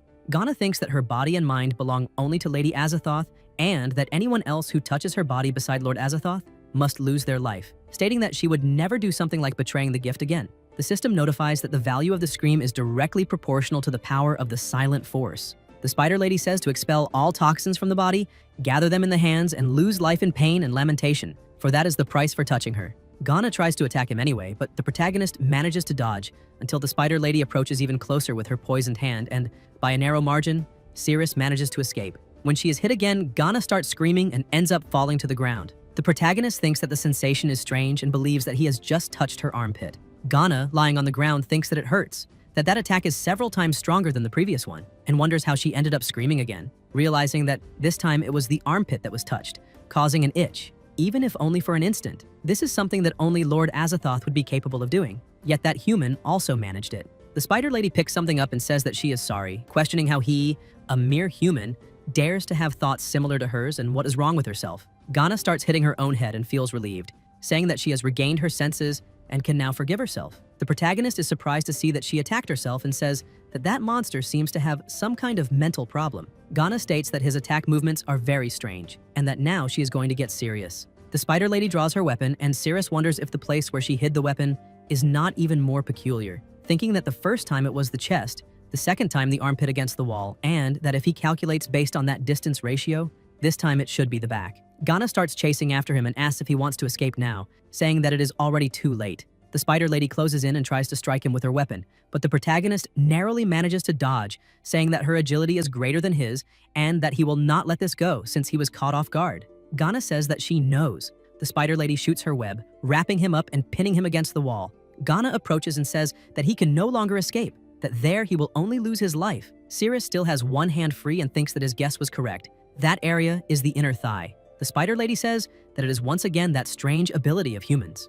Ghana places her hand over her nose and mouth, thinking that she needs to restrain herself this time, and the protagonist continues using the ability. They remain in complete silence for a moment until the spider lady opens her eyes, removes her hand from her face, and says that if she restrains herself, as long as she does not scream, she certainly will not be attacked. Then she looks ahead, can no longer see the human, and asks where he escaped to. Cirrus appears behind her, saying that he never said he would leave. The spider lady looks back, calls him stupid, and says that she has already figured out all of his attack movements, that was his only chance to escape, and that now all that remains is to subdue him alone. She thinks that she will seal his mouth with a spider web so that he cannot scream, and that this way his attacks will become useless against her. The protagonist says that the place she felt just now was the inner thigh. Ghana thinks that he is a disgusting human for paying so much attention to that. Cirrus says that once she is locked, everything definitely lines up, according to the proportions of her body. The next battle will be one where one side completely dominates the other, launching a fierce attack against her body and finding the sensitive point that will make her lose control. The spider lady thinks that his attacks have already been predicted by herself, and that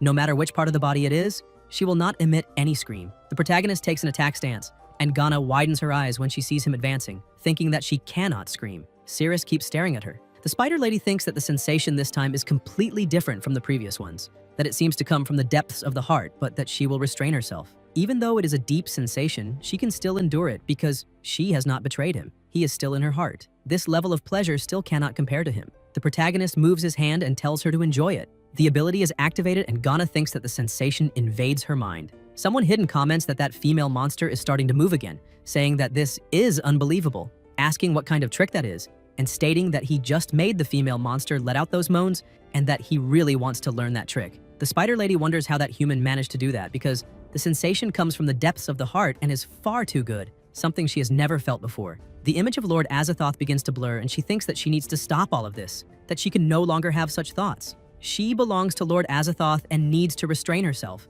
The protagonist says that she did not let out any scream and that it seems the emotion just now was not enough. Ghana thinks about infusing the toxins from her body into the weapon and decides that she will not fall for it again. Cirrus releases the ability once more, and the spider lady tries to restrain herself, thinking that feeling is unbearably strong and that she cannot even take a step forward now. She needs to eliminate him quickly so that it disappears from her heart. Ghana throws her weapon, but the protagonist manages to dodge. The spider lady orders it to release, and then the weapon begins to expel poison. Cirrus notices it, and Ghana thinks that in such a tight space, he will not be able to escape. The poison spreads throughout the surrounding area. The spider lady believes that at such close range, he will have no chance to flee, and that now, with his entire body certainly contaminated by her toxins, there is no doubt that he will perish. Cirrus appears on top of the building, completely unscathed, and says that just like the spiderweb trick she used against him before, he also deceived that attack. Ghana realizes that he is above and thinks that human really jumped to the rooftop in that situation. The protagonist says that he will not fall for the same trick twice,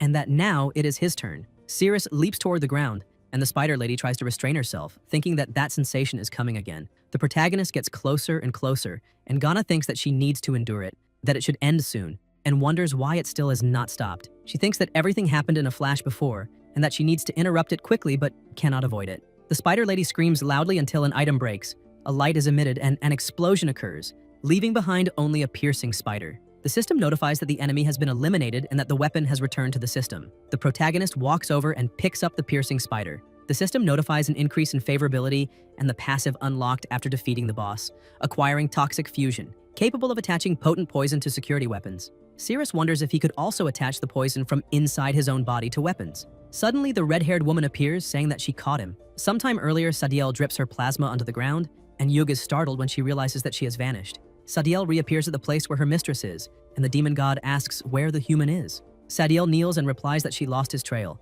Azathoth says that that human system was originally her heart, and that if she does not recover it, she will once again become a powerless human during the night, asking if she truly lost his trail. A sound is emitted, and the demon god thinks that she knows that sensation. It is the power of the system. Azathoth moves rapidly while Sadiel remains standing still. The protagonist returns to his home and Yug continues drinking something until she notices the spider. In the present, the demon god in her strong form approaches. The protagonist looks back and Azathoth slams his head into the ground, saying that he promised to save her, but ran away halfway through, which makes her very angry. Cirrus says that he is indeed a man and also a monster, that he lied to himself about the curse and asked what she wants to do now.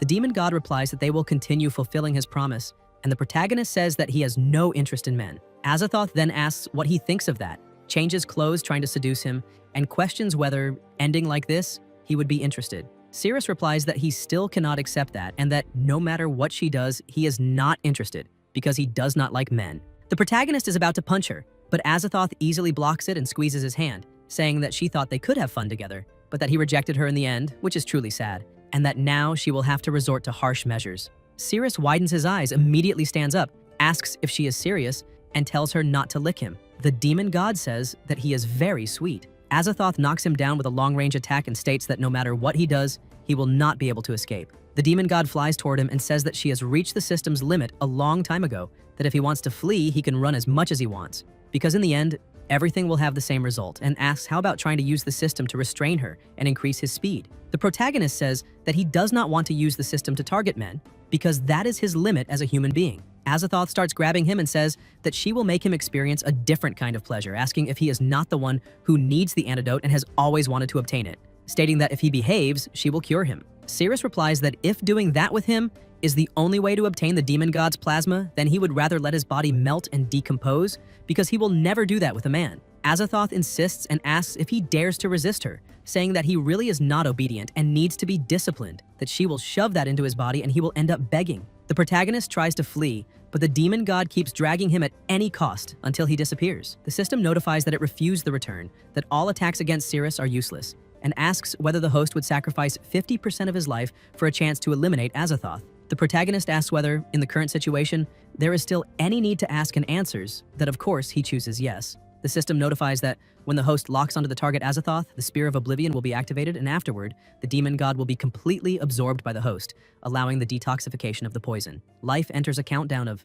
50 days. The demon god wonders whether the system has really reached the point of refusing to return to her body and thinks that this is unbelievable. Cirrus thinks that within 10 meters, as long as he can see her, he can lock onto her and orders the lock. A red light is emitted, causing enormous pressure. The protagonist wonders if it was really him who did that and thinks it is extremely intense, barely able to keep his eyes open. Azathoth cuts her own hand and Sadiel in the forest asks why the palm of her hand is suddenly releasing plasma. The plasma falls to the ground and the demon god is summoned there, saying it was a close call and that she almost lost her life. On the other side, Azathoth's location appears marked in red. The protagonist wonders if the system blocked the location and thinks that that individual is truly incredible, since he crossed an absurd distance in a single instant. In the forest, Sadiel comments that she is sweating heavily and asks if she is injured.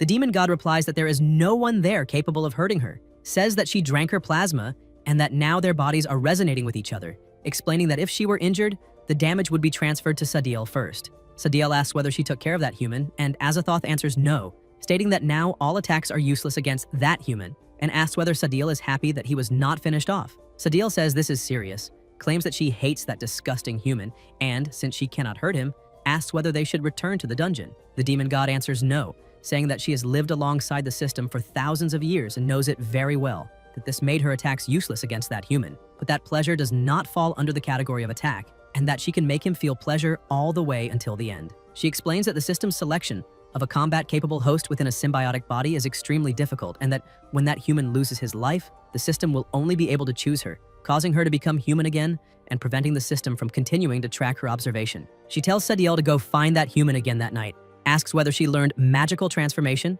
and orders her to try it on herself. Sadiel replies that she has, and Azathoth says that at night she will lose all her magic and will have to rely on Sadiel to perform the transformation on her. Sadiel uses the transformation, completely changing the demon god's appearance, and Azathoth comments that it does not look bad at all. Sadiel asks whether she can eliminate that human decisively, and the demon god replies that of course she can, asking how Sadiel thinks she herself lost her life, saying that now she has been abandoned by the system. Azathoth strikes a tree and says that the more she thinks about it, the more irritated she becomes, questioning why the system rejected her and what that human has that is so special. Elsewhere, the protagonist thinks that he only has 50 days of life left, and that if he can find the demon god within that period, he can heal himself and survive. Time is critical, so he needs to act quickly. Then Cirrus feels a bad sensation and thinks that the poison in his body is acting again, wondering if this time it is his feet since he feels an intense burning in them.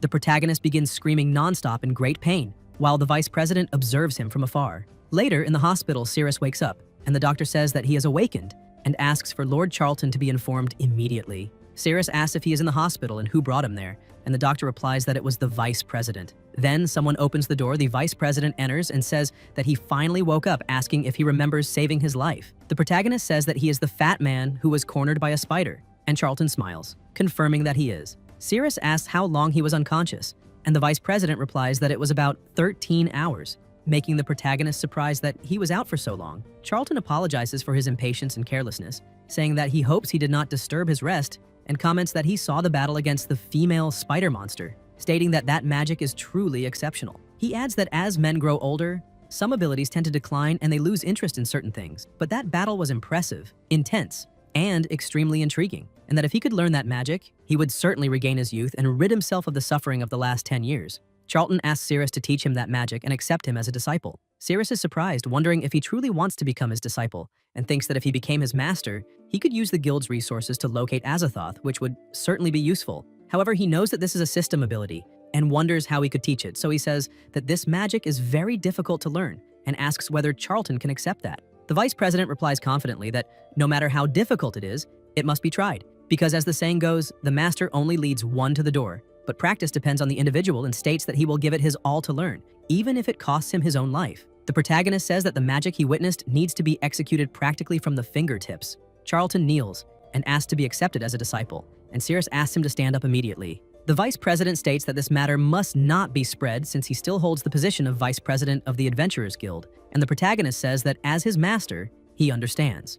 Daisy knocks on the door and says that she has something to report, and after being allowed to enter, presents the conviction warrant for desertion with a sentence of execution. Cirrus asks whether he was convicted of desertion with a sentence of execution, and Daisy replies that the documents indicate that he disobeyed the squad captain's orders and fled without permission. The vice president comments that the matter is quite complicated, and the protagonist says that he did not flee because the dungeon boss had already settled everything. Daisy states that she found information about the squad's withdrawal, but says it is hard to believe since he is ranked F, along with Bella, ranked C, and Tri, ranked B, and the three of them defeated the monster boss Naya, something simply impossible. Cirrus says that he can send someone to Naya's dungeon to confirm his statement, and Daisy replies that the location is already empty because someone was sent there, but that during the investigation he will need to be detained to prevent any attempt to flee. The vice president says that it is not necessary because he trusts his words, but Daisy says that this goes against the rules. Charlton declares that during the investigation process, he himself will take responsibility for supervising him, but that Cirrus needs to attend the guild's Thanksgiving dinner that night and may accompany him. Daisy says that the dinner is of great importance and asks him to reconsider, and the protagonist replies that he has never attended the guild before, but the vice president says that it is decided that he will not interrupt his rest and that he will pick him up for the dinner. They leave the room and close the door. Cirrus continues thinking about Azathoth and that he needs to hunt her, then opens the system panel and realizes that the demon god has run out of the city. The protagonist finds this strange since he is in the hospital and the target seems to be very close. Elsewhere, Cirrus enters through the window saying that he is home, opens the door, searches everywhere, and realizes that the spider is still there. He keeps searching, does not find Yug, and wonders if she was captured. In another place, Yug is imprisoned together with Azathoth under magical transformation and asks where they are while the demon god answers that it is a monster and human auction house. The protagonist continues searching for the demon god nonstop and realizes that it has been half an hour since she moved, now being very close. Cirrus reaches the mountains and realizes that the location disappears and that at night it will be impossible to track her. Then someone approaches trying to attack him, but the protagonist dodges and the wall is struck. Cirrus retreats and the guard says that this is the territory of the Stellar Cavalry, stating that whether monsters or heroes, intruders will be treated without mercy. The protagonist wonders about the Stellar Cavalry and thinks that they are bandits who thrive on kidnappings. More guards appear above and comment that another brave hero is coming to be destroyed, saying that female monsters and women in prison are probably bait released to lure them out of position, and that there may be other heroes lurking, ready to be captured and interrogated. The protagonist thinks that the mentioned female monster must be Yug, and also wants to ask whether they have seen any perverted monsters around. The system notifies that the weapon return mission will begin in 2 minutes, and Cirrus thinks that once this mission starts, his stats will return to their initial state, rank F, with only 2 minutes left, so he needs to act quickly. Inside, Yug cannot break the chain on her arm and says that there is a restraining magic, that without feeding on a man, her body has become very weak. She wonders if she will be able to endure it since she ended up returning to the place where the master lives. Azathoth asks whether she is not a monster and whether she should not want to return to the dungeon, and Yug replies that she does not have that kind of mentality, that like lizards, she naturally trusts the essence of males, and that she instinctively chose a stronger guy because human lairs are much better than monster caves. Until an explosion happens when a guard is thrown against the wall, cracking it. The protagonist manages to defeat the guards in 2 minutes and says that if they had handed over the keys earlier, they would not have been beaten. The system notifies that the weapon return time has been activated, requiring giving 10 slaps on someone's butt until they make a sound, with a 60-minute countdown. Cirrus grabs one of the unconscious guards and tells him to wake up, asking if he can make any sound, but realizes that he is completely unconscious and thinks that he should not have hit him so hard. Azathoth tells him to save her. The protagonist thinks that they are in the outskirts, that monsters could appear at any moment, and that it is very dangerous to be without the power of the system. So he decides to complete the mission first. Cirrus uses the key to free Yug and slaps her. Yug asks what he is doing, and the system notifies that the mission is at 1 bar out of 10. The protagonist says that to ensure a safe departure from there, he needs to beat her butt, and that she needs to endure it. Azathoth thinks that he is definitely not a good guy, and that when dealing with this type of man, all one needs to do is flirt a little, because he falls easily, unable to believe that he invented such an absurd excuse just to take advantage of her. Even so, Azathoth tells him to help free her, and that as long as he saves her, she does not mind taking a beating, even being willing to offer herself. Cirrus opens the chain and Azathoth immediately hugs him, calling him a brave hero. She says that they were going to sell her to goblins and that now, if he rescues her, she will be his. The protagonist opens his palm and starts striking until there is complete silence. Cirrus asks if she's not making any sound, and Azathoth tells him to do it again. The system notifies that without producing a sound, the presenter will be frozen for 5 minutes. The protagonist falls to the ground. Yug approaches him and says that she is feeling very uncomfortable now, that she needs the essence and plasma from his body. Otherwise, she will truly collapse and lose her life, asking why he is not saying anything, and stating that she will assume he agrees and will begin. Yug starts drinking his plasma. Azathoth calls her a perverted lizard and says that she dared to move while she was not looking, ordering her to let him go. Yug wraps her tail around Azathoth and says that this is her master, not hers, and that besides, she arrived first. Azathoth thinks that if it were daytime now, she would have already slapped her, but that the important thing is to recover the system, with no need to argue.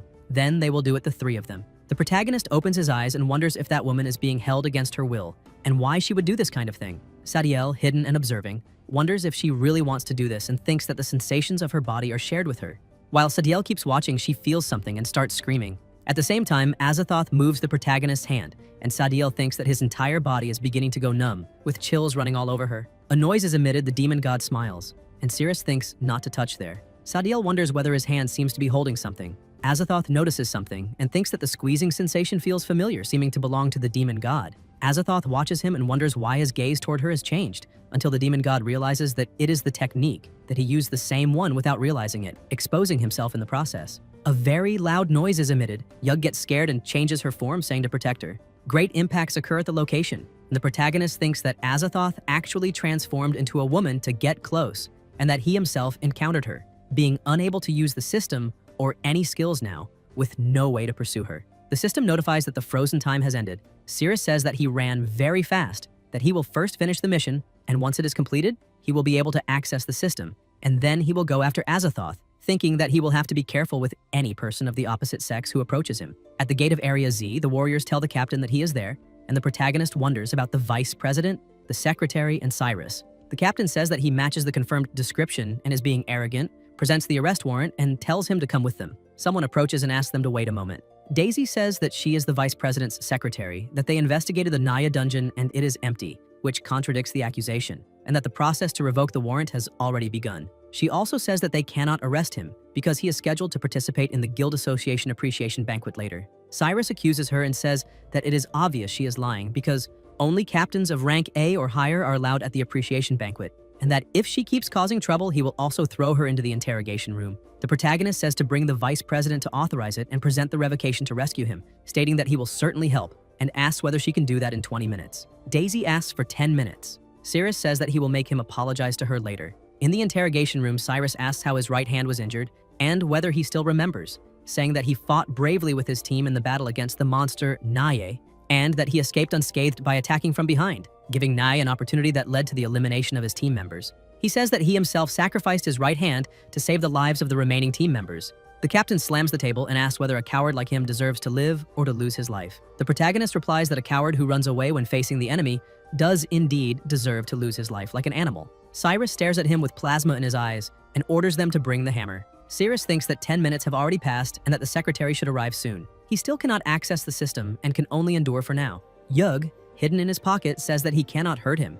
that she absorbed some blood essence and restored part of her magical power, which is more than enough to withstand human torture, and that after they get home, he will have to pay double. The captain slams the hammer onto the table and tells him to choose one of his fingers to start with, or perhaps he will choose for him. Someone opens the door and says that this is not good, that the secretary and the vice have arrived with the revocation notice, and that the warrant and the investigation were based on false information, with everything being revoked. The warriors realize that that woman is indeed the vice president's secretary and wonder whether they even know her, and how a rank F hero could have contact with someone of the vice president's level, then ask whether they should release him. Cyrus replies that using torture after receiving a revocation notice is illegal, but that they are not to release him, instead to bring that notice back in half an hour because he has not officially received the revocation yet and did not know about it. The protagonist stares at him in fury, and the captain says that he must pay the price today. Outside, the warrior says that the captain has not come out yet and that she does not have permission to enter because that is the interrogation room, and that she does not have the authority to enter and leave whenever she wants.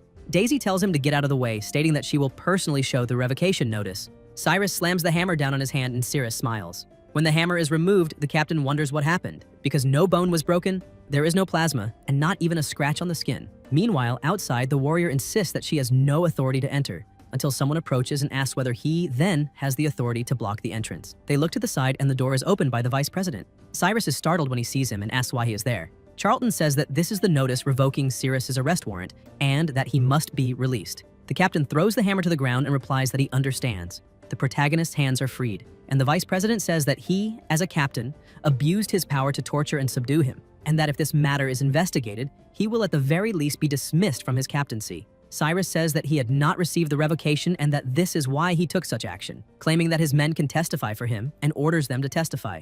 The warriors feel awkward, thinking that they do not want to offend the vice president. Charlton says that he is at a loss for words. Cyrus says that he can testify that he truly did not see the revocation and that he will not pursue the matter of having him arrested. However, he must bow and apologize to the secretary. Daisy is surprised and everyone bows and apologizes. Then, the protagonist picks up a weapon and says that treating such a beautiful secretary with rudeness was disrespectful, and Cyrus begins to strike their backsides with the weapon in hand, with only screams being heard saying that they were wrong and would not dare do it again. The system notifies that the weapon has been returned and that the mission has been completed. The protagonist says that it is finally over, that the matter between him and the secretary is settled, and the captain asks what he means by that. Cyrus grabs his arm and says that he will resolve the matter between the two of them, and the captain asks whether he had not said that he would not pursue the matter of arresting him. The protagonist replies that this concerns the matter of him having struck his hand. Cyrus, screaming in great pain, apologizes and admits that he was wrong, begging for forgiveness. Cyrus continues twisting his arm until it breaks. The captain falls to the ground, beginning to scream desperately, and the protagonist walks away, saying that he now forgives him. Charlton says that his secretary will take him to the banquet and that he needs to meet the envoy of the Holy See first, and after that he will meet him. Cyrus is surprised to hear that name. They establish the church with the mission of eliminating all evil thoughts from the world, possessing incomparable purification magic capable of eliminating any toxin from the body. And if they want to eliminate evil thoughts, they must first fully understand them. In the appreciation banquet hall, the Saintess of the Holy See approaches together with the vice president. The people nearby ask whether it is not somewhat inappropriate for a saint to dress that way. The saint stops walking, turns to them, and says that the doctrine is to eliminate all evil thoughts from the world, and that this is why the people of the Holy See dress this way, so that they are not observed with their filthy eyes. And Charlton orders the guards to give 10 slaps to those who spoke. The saint says that it is not necessary because if they punish them for that, then everyone there should be punished except the vice president. Charlton asks how he is different from them, and the saint replies that his mind is in turmoil, but his body is not reacting much. The vice president says that he is a person with a pure heart and therefore has self-control. The people nearby comment that they heard he was impotent and that judging by this, it seems to be true. Later, still in the same place, a voice announces that this is the venue of the appreciation banquet. Outside, Daisy tells them to enter, and the protagonist agrees, asking whether the purification of sacred magic is powerful. The secretary replies that certainly it is, as it is their unique magic. From lost limbs to severe illnesses and poisonings, they can cure everything. Being a hero is a high-risk profession, and heroes from every region have already tried to collaborate with them, but all were rejected. They do not easily use magic on others, and the reason lies in evil thoughts. Sirius thinks that perhaps they might be able to cure the poison within himself and wants to try to find them. At the entrance, the card is swiped, the identification is confirmed, and the guard tells them to enter. The protagonist asks why they are gathered there, and the vice president approaches, saying that the saint is testing eligibility to cooperate with the Holy See and that whoever passes will receive a reward. The saint says that this is the treasure of the Holy See, the sacred veil of the heart, and that each person's heart will be revealed by the gemstones. The possibility of cooperation with the Holy See depends on purity, and no hero guild from other regions has succeeded so far. The people grow curious and ask how the purity of the heart is measured, what is inside it, and whether there could be any kind of mechanism. The saint replies that if they want to find out, they should leave, then come back in and try it themselves. A man says he will try, claiming to have a pure heart and to have never done anything shameful. It is Logan, captain of Team 7. The saint smiles, Logan enters, and ahead of him there is someone, a Catwoman.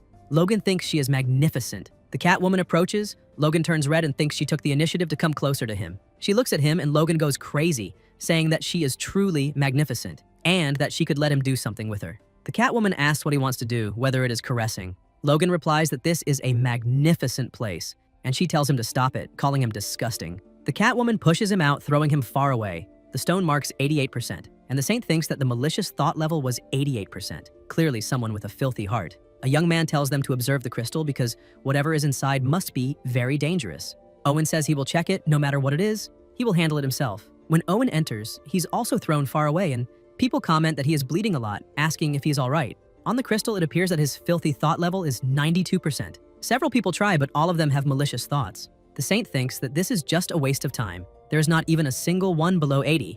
All of them are filthy inside. No one should be able to pass the test. Until someone approaches, it is the protagonist, saying that it is his turn to try. The saint thinks that he is the last one. When Sirius enters, he comes face to face with the Catwoman, who asks whether he wants to. Sirius grabs her face, throws her to the ground, and says that it is another woman proactively approaching him, thinking that he needs to be more cautious because it is very likely to be Azathoth again. The Catwoman comments that it is the first time a man has proactively rejected her. Then the saint notices something, looks at the stone above, and sees 0%, saying that this is the first time she has ever seen this, someone truly calm like Stillwater. The protagonist thinks that before confirming her identity, it is better to be cautious, and the system starts, asking whether he wishes to lock onto the enemy, notifying the use of Azathoth's Spear of Forgetting. Sirius thinks that he has only one chance. If he makes a mistake and faces the demon god again, he will truly be doomed. The Catwoman thinks that it is the first time she has been rejected by a man, and he even stepped away. He observes her intently, yet there are no traces of malicious thoughts. He even seems a little hostile toward her.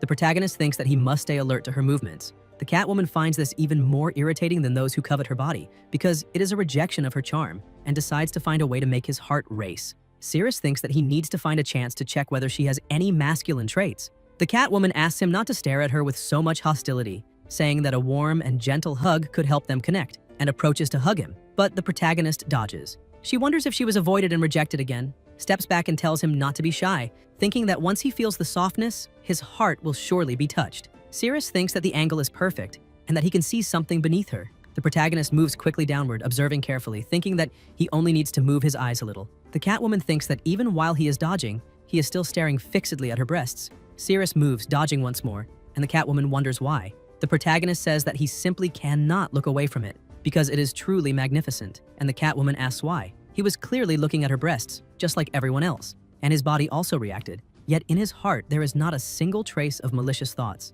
and she asks the reason. The Catwoman cannot understand, and Cirrus replies that he is an upright person and has no obscene thoughts about her body. Born into this world, it is breasts that provide milk and nutrients, allowing one to grow strong and survive. And so he looks at her breasts with a heart full of gratitude. The Catwoman is left speechless and thinks that, originally, he is simply that kind of person. An intense light surrounds the protagonist. The Catwoman says that he has passed the test and can leave. Cirrus wonders whether she is really letting him go, and thinks that it seems she truly is not Azathoth. The protagonist walks away, leaving the place, while the Catwoman lies down on the ground and says that her training might not have been sufficient. The people look and notice that the crystal is at 0%, which is absurd, because there is no way a man would have no malicious thoughts in front of that Catwoman. Perhaps the crystal is broken. The Saint says that this is the first time she has ever seen someone with a completely pure heart. Cirrus says that he passed the test and asks whether he can use the purification magic on himself to remove the poison. And the Saint replies that of course he can, asking everyone to leave. Later, still in the same place after everyone leaves, the Saint says that she will detoxify him now and that he should lie down. The protagonist asks whether he needs to do anything else, and the Saint tells him not to move. The purification magic was granted by the Holy See, and each person has a different part of the body that performs the magic. The Saint removes her shoes and says that her purification magic is in her feet, using steps to carry it out. She says that while she is using the purification magic, he must not harbor malicious thoughts. Otherwise, the magic will gradually lose its effect. Cirrus asks about these malicious thoughts, whether they refer only to him. And the Saint answers yes, and that from the moment she became a saint of the Holy See, her desires were taken away. Now he must completely relax, because she will move from top to bottom. This is a necessary process to evaluate his physical condition in order to treat the body more precisely. The Saint moves her foot along his arm and hand, and the protagonist thinks that she wants to use her foot to move his hand. The Saint tells him not to move, that she will do it herself. Otherwise, it will affect her ability to cast the magic. The chair is pressed against the wall and she will use his face as support. While the Saint rests one foot on his face, she moves the other along his body and says that she is starting. The pressure increases, becoming more and more intense. Cirrus appears in another place, blue, and the protagonist asks why he is floating in the water and where he is. The Saint's foot appears in that place as well, moving closer to him. Cirrus thinks it is very heavy and starts screaming. Outside that place, the Saint lifts her foot and tells him to relax and not to resist the foot, because this is part of the healing process. She is using the purification magic to project his consciousness into a part of his body and will pull him out of the water, and his fingers will be fine. In the consciousness, the Saint moves her foot toward him again. The protagonist grabs her foot, and the Saint says that she will pull him out in one go. Cirrus says that something below the water is wrapping around him, and the Saint says that those are the poisons in his body. The particles beneath the water try to pull him down, and the Saint tells him to hold on to the foot. The protagonist grabs it and bites the pantyhose, thinking that he needs to tear it open to expose it. Otherwise, he will not get a firm grip. The Saint says that he tore it to pieces and that this is rude. Cirrus wedges himself between her toes to hold on, while something pulls him from under the water, and he thinks that even though she is squeezing him hard, he does not feel pain. Instead, he feels very comfortable. Her toes are warm.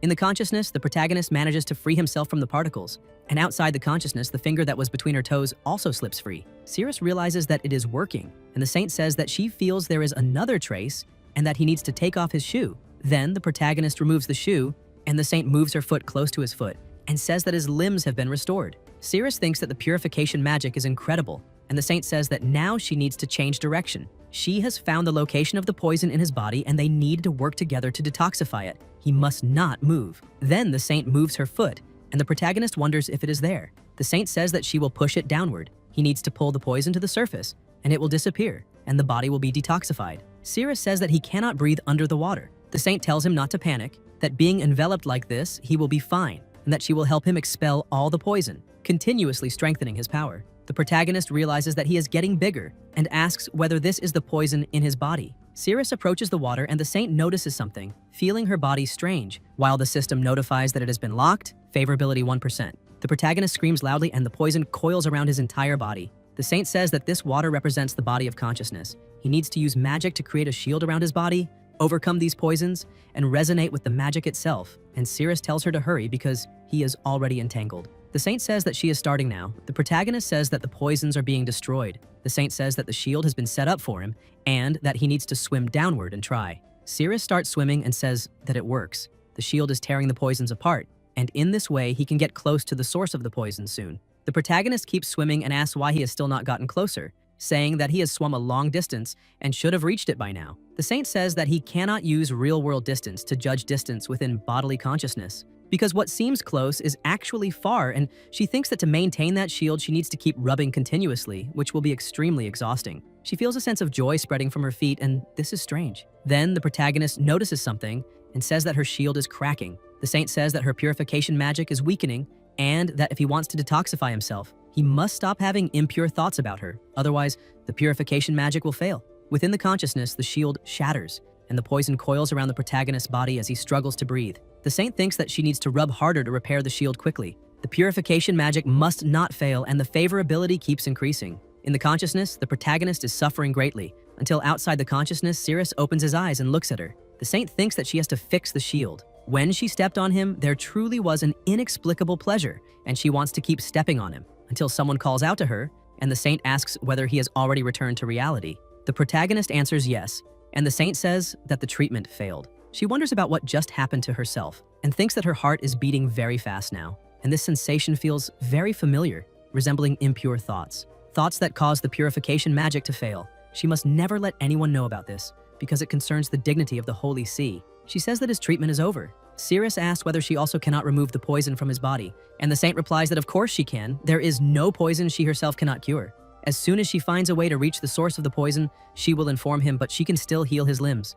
The saint also says that he can go to the Holy See at any time to find her, and that her name is Lilia. That is all for today. The protagonist thinks that, indeed, to detoxify himself, finding Azathoth is essential after all. The saint leans against the wall and thinks that she almost could not restrain herself. Her desire was taken away, and she does not know why she still feels this way, but it is different. It is incredible. Elsewhere, Cyrus is sent flying by a blow. Darren, very irritated, asks whether he cannot handle something so small. Cyrus says that it was the vice president this time, and Darren tells him to shut up, saying that he does not want to hear excuses. Darren throws a card onto the ground and says that this is the map of the Shia Class A dungeon, and that he is leading the team. Cyrus says that the boss, Shia, is Class SS, and that he himself is only Class A, and that he would not be sent for the finalization. Darren says that the Shia dungeon has already been almost conquered by heroes from Area K, and that according to information from the heroes who returned, the boss Shia was severely damaged, and that even rank F heroes can defeat it now. He intercepted and blocked this information in advance.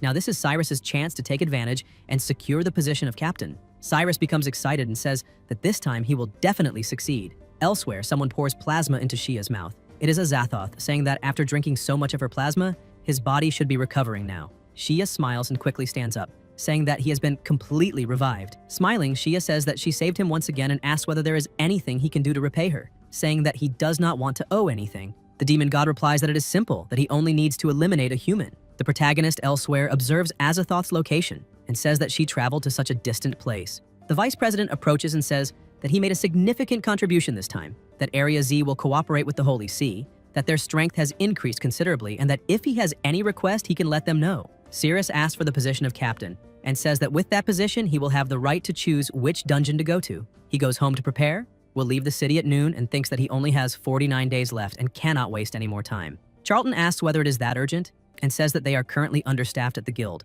but that the promotion process to captain can be completed by noon. Daisy says that she can help since she is familiar with the procedure and should be able to finish it before noon, and asks him to consider a thank you gift for helping defeat Cyrus. Elsewhere, Yug is waiting for him and says that she cleaned the entire house and also finished all the food. Now the house is spotless. She herself is the kind of maid every human man dreams of having, and the protagonist says that she is amazing, but that she could have saved a little food for him, and Yug says that she will save some next time. She herself is so useful and can stay there forever, so Cirrus asks whether she does not want to go home. Yug asks about home and says that for a monster, there is only a lair. There is no home. Yug pinches his cheeks. The protagonist pushes her hand away and says that she must not let anyone discover that she is a monster. After all, this is a human city. Otherwise, the two of them will be in trouble. Yug says he can rest assured because she is very good at hiding, and the system notifies that favorability has been reached 100%.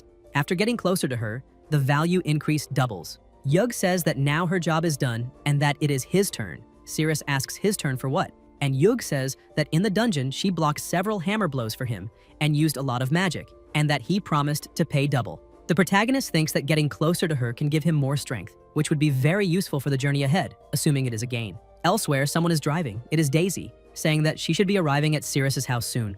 Meanwhile, inside his house, Yug tears his clothes and says that his body is truly fantastic, unable to resist the urge to get closer, almost wanting to devour him in a single bite, and the system notifies an increase in defense, agility, and attack power. Yug thinks that her magical power is beginning to recover little by little, keeps pulling him to bite him and apologizes, saying that she got too excited for a moment and forgot her own strength. Then the doorbell rings. Yug asks if someone came, The protagonist replies that it is probably the secretary delivering the promotion notice and that she should hide for a while. Yug hides. Cirrus opens the door and says that he had just gone into the shower, so he was late to open. Daisy says that she has already completed the process and that there is his promotion, and that she also brought fruit. The protagonist says that this is great, and the secretary says that if he liked it, she can bring more next time. Yug listens while hiding and says that she seems like a woman. Daisy says that if he needs any help in the future, she can help him, and Cirrus replies that he knows. Yug approaches and says that the two of them seem to be getting along well. Daisy asks who she is and thinks that she is so tall. The protagonist feels awkward, not knowing what to answer, and wonders if she transformed into a human. Yug says that she is his little sister. Daisy gets irritated seeing the intimacy between the two, takes the fruit back, and leaves. Yug says that she used a bit of transformation magic, and Cirrus says that they are out of food again. Daisy throws the fruit into the trash. Later at the house, the protagonist puts on his armor and says that he has an important task for her, that she needs to transform into a human and buy food, but must not be caught. Yug says not to worry, that she will complete the task. Cirrus thinks that he needs to find Azathoth, opens the door and finds a bag on the ground near the door. It is the fruit along with a note, and it says for him not to be angry with her about before. Elsewhere, people are gathered and talk about how the journey was smooth and that not even a single trap was triggered at all, that following the captain was truly the best choice. And the captain says that this is power, that he really hit the lottery this time. Cyrus thinks that with the map his brother gave him, this entire journey feels like just entering a park. A young man says that the previous team failed to conquer it and that they themselves will use the items left behind to defeat the boss. They will be furious when they find out. The captain asks what can be done about that and says that the guild's rule is that the team that defeats the boss first keeps all the resources. If the information leaked, they will have to accept it.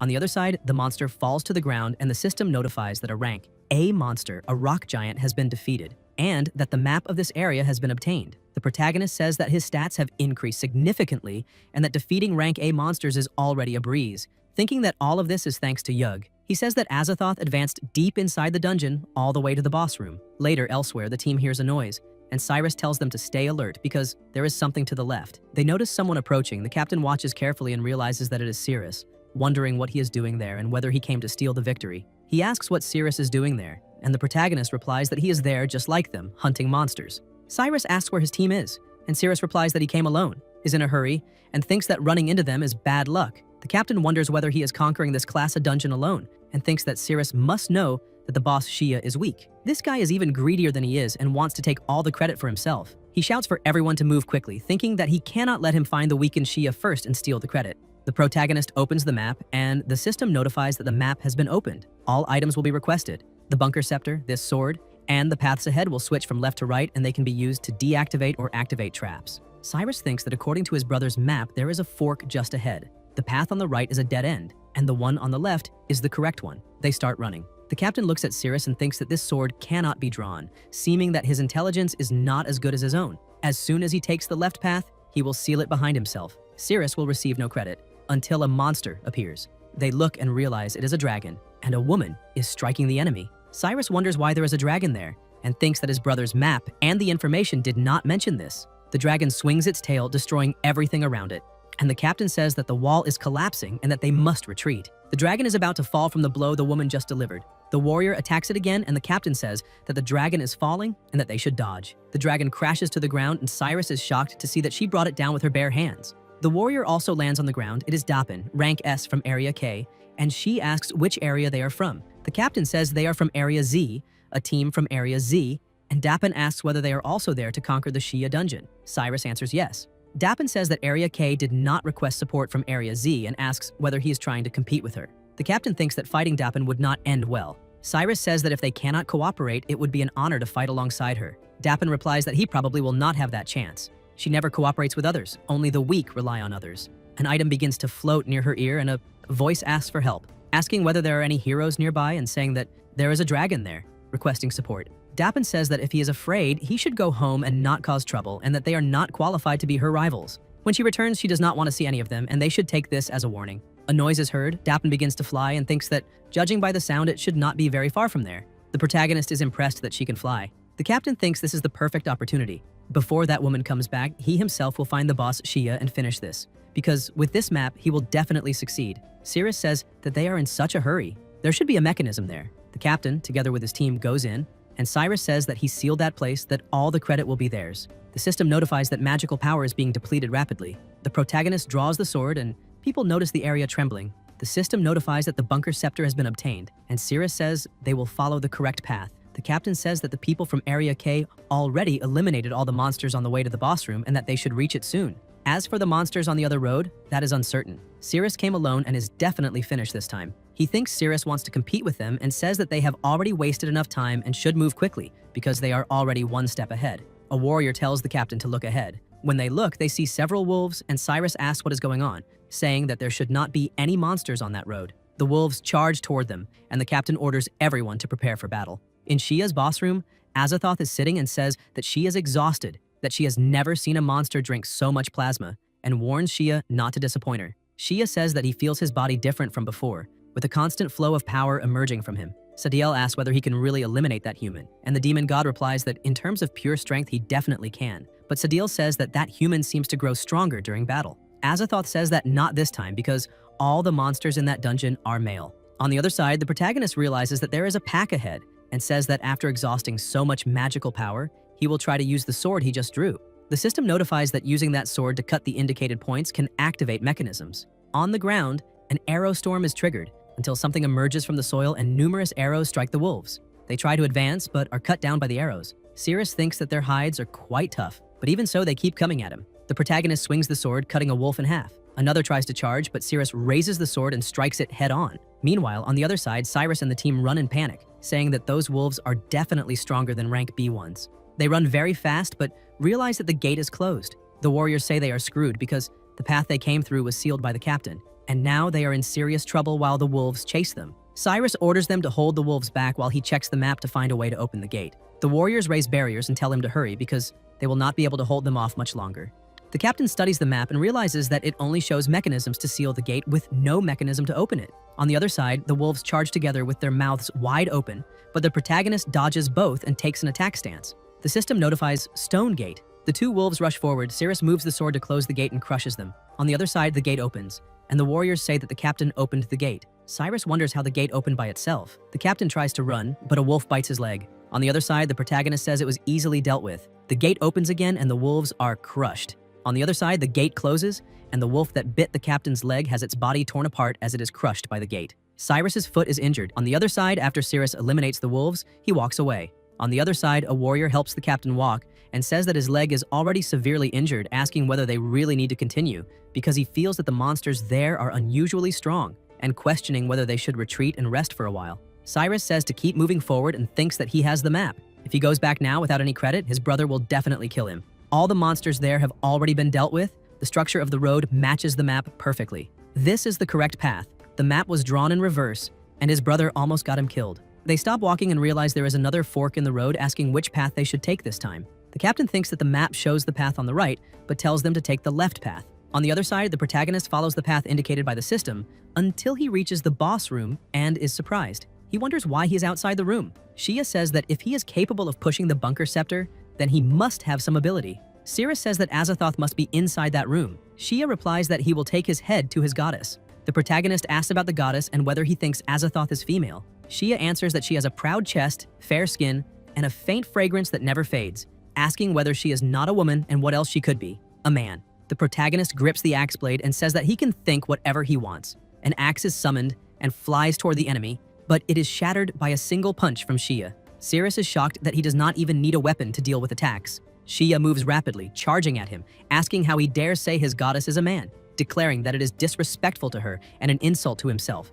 and that he should prepare to lose his life. The protagonist thinks that he is extremely fast. Shia smashes the ground with his weapon, causing a massive impact. Cirrus's sword shatters and he thinks that Shia's strength is overwhelming, but that it is fine because now it is his turn to strike back. The system notifies rapid body slash. The protagonist moves instantly, appearing behind him and attacking. Shia turns quickly and blocks the strike, and Cirrus is surprised that his attack was defended. Shia smiles and tries to counterattack, saying that the goddess has also increased his power several times over. The protagonist blocks with the remaining fragment of the sword, while Shia keeps pressing with brute force, saying that killing him is as easy as crushing him. Cirrus thinks that he is incredibly strong, the most powerful boss he has ever faced. Shia lunges again, trying to strike him, but the protagonist blocks with his foot. Even so, Shia sends him flying and smiles. Cirrus, lying on the ground, thinks that he did not expect this guy to have a clone ability, which makes the situation much more complicated. On the other side, the monster attacks Cyrus and his team. The captain orders the two men not to run and to help him because he cannot move, shouting for help and asking who will assist him. Then someone strikes the monster, shattering it. The monster collapses to the ground as Dappen has just defeated it with a single blow. She asks whether they were the ones calling for help just now and whether he was the one who requested support. Cyrus answers yes. The two men say they are saved, that they thought they were going to lose their lives there, and that she split the stone giant into 2 pieces. Dappen strikes the captain, sending him flying, and says that they are a bunch of useless trash from Area Z. Each one calls himself a brave hero, but all of them tremble in fear before monsters. And if it depended on them, the world would have long ago fallen under the Lord's rule. If they want to continue calling themselves brave heroes, they should go back and train diligently first, at least enough to look less like clowns. Now they should get lost and stop letting her see their incompetence again. The 3 walk out. Dappen observes to the side and says that according to the information, room 3055 should be at the southernmost point at point 37, and she takes the shortcut. She moves quickly, destroying everything in front of her, especially the walls. Meanwhile, the protagonist continues fighting the boss, but he is extremely exhausted, thinking that the monster's power seems greater than his own. Shia says that the goddess has already agreed with him, and that as long as he eliminates Cirrus, she will marry him, and that for the sake of his beautiful love, the protagonist must lose his life. Cirrus wonders whether there are no female monsters there, until the wall is broken and Dappen approaches, asking why there is another person from Area Z there. She says that it looks like he is already severely injured and has been defeated by the monster, stating that she herself will take care of that boss, that he does not need to throw his life away and should leave. The protagonist says that this boss is stronger than he expected and asks her to help him defeat it. Dappen asks about helping him. Cirrus says to lock onto the target. Dappen grabs his arm and asks whether he is crazy or did not understand what she just said, stating that she herself will handle that monster and that trash from Area Z should stay out of it. The system notifies that the target has been locked. The 2 kiss, attack power and favorability increase, and Dappen is surprised and embarrassed at the same time, to the point of hesitating to speak. Shia asks whether the 2 of them are ignoring him and flirting while fighting him. Dappen tries to attack, thinking that she has never kissed anyone before, but the protagonist manages to dodge. The monster asks whether he is looking down on him. Shia tries to strike him, but Cirrus dodges and counterattacks, making a cut on his neck. The monster says that his strength seems to have increased a little. Dappen is still frozen, thinking that he suddenly kissed her, wondering whether it was because they were too close, and thinking that she herself even used her tongue, which was soft and warm. The protagonist tells her to stop spacing out. The monster almost hits her, smiling, but Cirrus manages to make her dodge. Even so, part of her armor is broken. Dappen notices, and Cirrus says that she almost got cut just now. The monster comments that they have good reflexes. Shia attacks again, and the rest of Dappen's armor is shattered. She thinks she felt as if a shock ran through her body. She freezes and cannot move. The system notifies that favorability has reached 92% and attack power has increased. The monster thinks that human's strength is really increasing, and that he needs to finish him quickly. Dappen thinks this is bad. The tingling sensation spreads to the lower part of her body. Her legs lose strength. It is a strange feeling. She has never felt anything like this before, and if it continues, her whole body will become limp. She can no longer fight and decides not to think about it. She is there to defeat monsters and needs to move her whole body to fight. She has already helped block 2 attacks and does not want to become a burden in battle. The protagonist says that his strength is not enough right now and that they need to unite to win. Dappen says that she will not unite with him because not working with others is her principle, and she has always defeated monsters alone. There are 2 monsters, one for each of them. They will fight separately. That way she keeps her promise and they can defeat them faster, asking whether he accepts this. Cirrus approaches, places his hand on her waist, and says that with her there, he is sure they can win. Dappen thinks that his hand is warm and the tingling sensation returns. To the side, someone starts vomiting. It is Azathoth who thinks that heartless body is close to its limit. Sadiel asks whether he is coughing up plasma, and the demon god asks whether Shia still has not dealt with that human. Dappen thinks that in the past, she would have simply punched the protagonist and told him to leave, but now she proposes this way of fighting. She does not know whether it is to defeat the monster faster or because the strong desire to get close to him keeps growing inside her. Inside, Azathoth says that she does not have much time to wait for Shia to deal with that human. That is her plasma spirit. She must seize it and let Shia consume it, and then she will be able to take control of his body and abilities. As soon as she obtains physical duplication, she will be able to deceive the system's mark, but with Shia's body, she will only be able to withstand her power for a few dozen seconds. During that short time, she will claim the heart and the strength with no choice but to take this risk now. Sadiel takes the spirit and asks whether that human will lose his life there. The demon god is enveloped by a dark aura and says that she seems quite concerned about that human. Sadiel replies that no, she only feels disgust toward humans. Meanwhile, outside, blows are exchanged. The protagonist thinks about his ribs and believes that some have just fractured, because not even the recent increase in strength was enough. Dappen pulls him and blocks the monster's strike, but for a moment the 2 of them are thrown far away. Cirrus is hit in the face, and Dappen thinks that sensation is returning once again. The monster says that this is a good opportunity. Dappen realizes that her battle companion is bleeding, and that she accidentally crushed him, apologizing and saying it was an accident. Shia gathers an absurd amount of power and releases it, destroying everything ahead and causing a massive explosion. The smoke dissipates, and Shia says that those two humans must have been blown to pieces, but Dappen managed to block that tremendous attack and thinks that her armor was shattered, having absorbed most of the impact. She asks if he is all right, and the protagonist replies that he is, that only a few ribs are broken. Dappen says that he is no match for Shia, and that if he keeps fighting, he will lose his life. This battle is hers alone. She thinks that after pressing against him, a strong desire arose within her to get even closer to him, wanting to hug him again to experience that sense of dominance. She says that her blue armor was shattered by the last attack and that he can come and hold her tightly because she does not want the monster to see her body. She needs to use one hand to cover her chest to avoid exposure, leaving only one hand to fight, which would greatly reduce her combat effectiveness, so it would be better if he hugged her and covered her chest. Dappen thinks that she does not know why she's having these thoughts. She is a rank S hero. Her body and mind have gone through countless trainings. She should not have difficulty controlling her body and her desires. The protagonist says that this really hurts, and that he will need to find Lilia for treatment after this. Dappen thinks that he is injured, that he is a wounded man. What she feels is not desire. It is the duty to protect the weak. Dappen approaches with her arms open and thinks that protecting the weak and injured is her responsibility as a brave hero, and that she must protect him. The system notifies that favorability has increased and that when they get close, all attributes will be doubled. Shia charges to attack both of them together, but Dappen manages to dodge while holding the protagonist in her arms.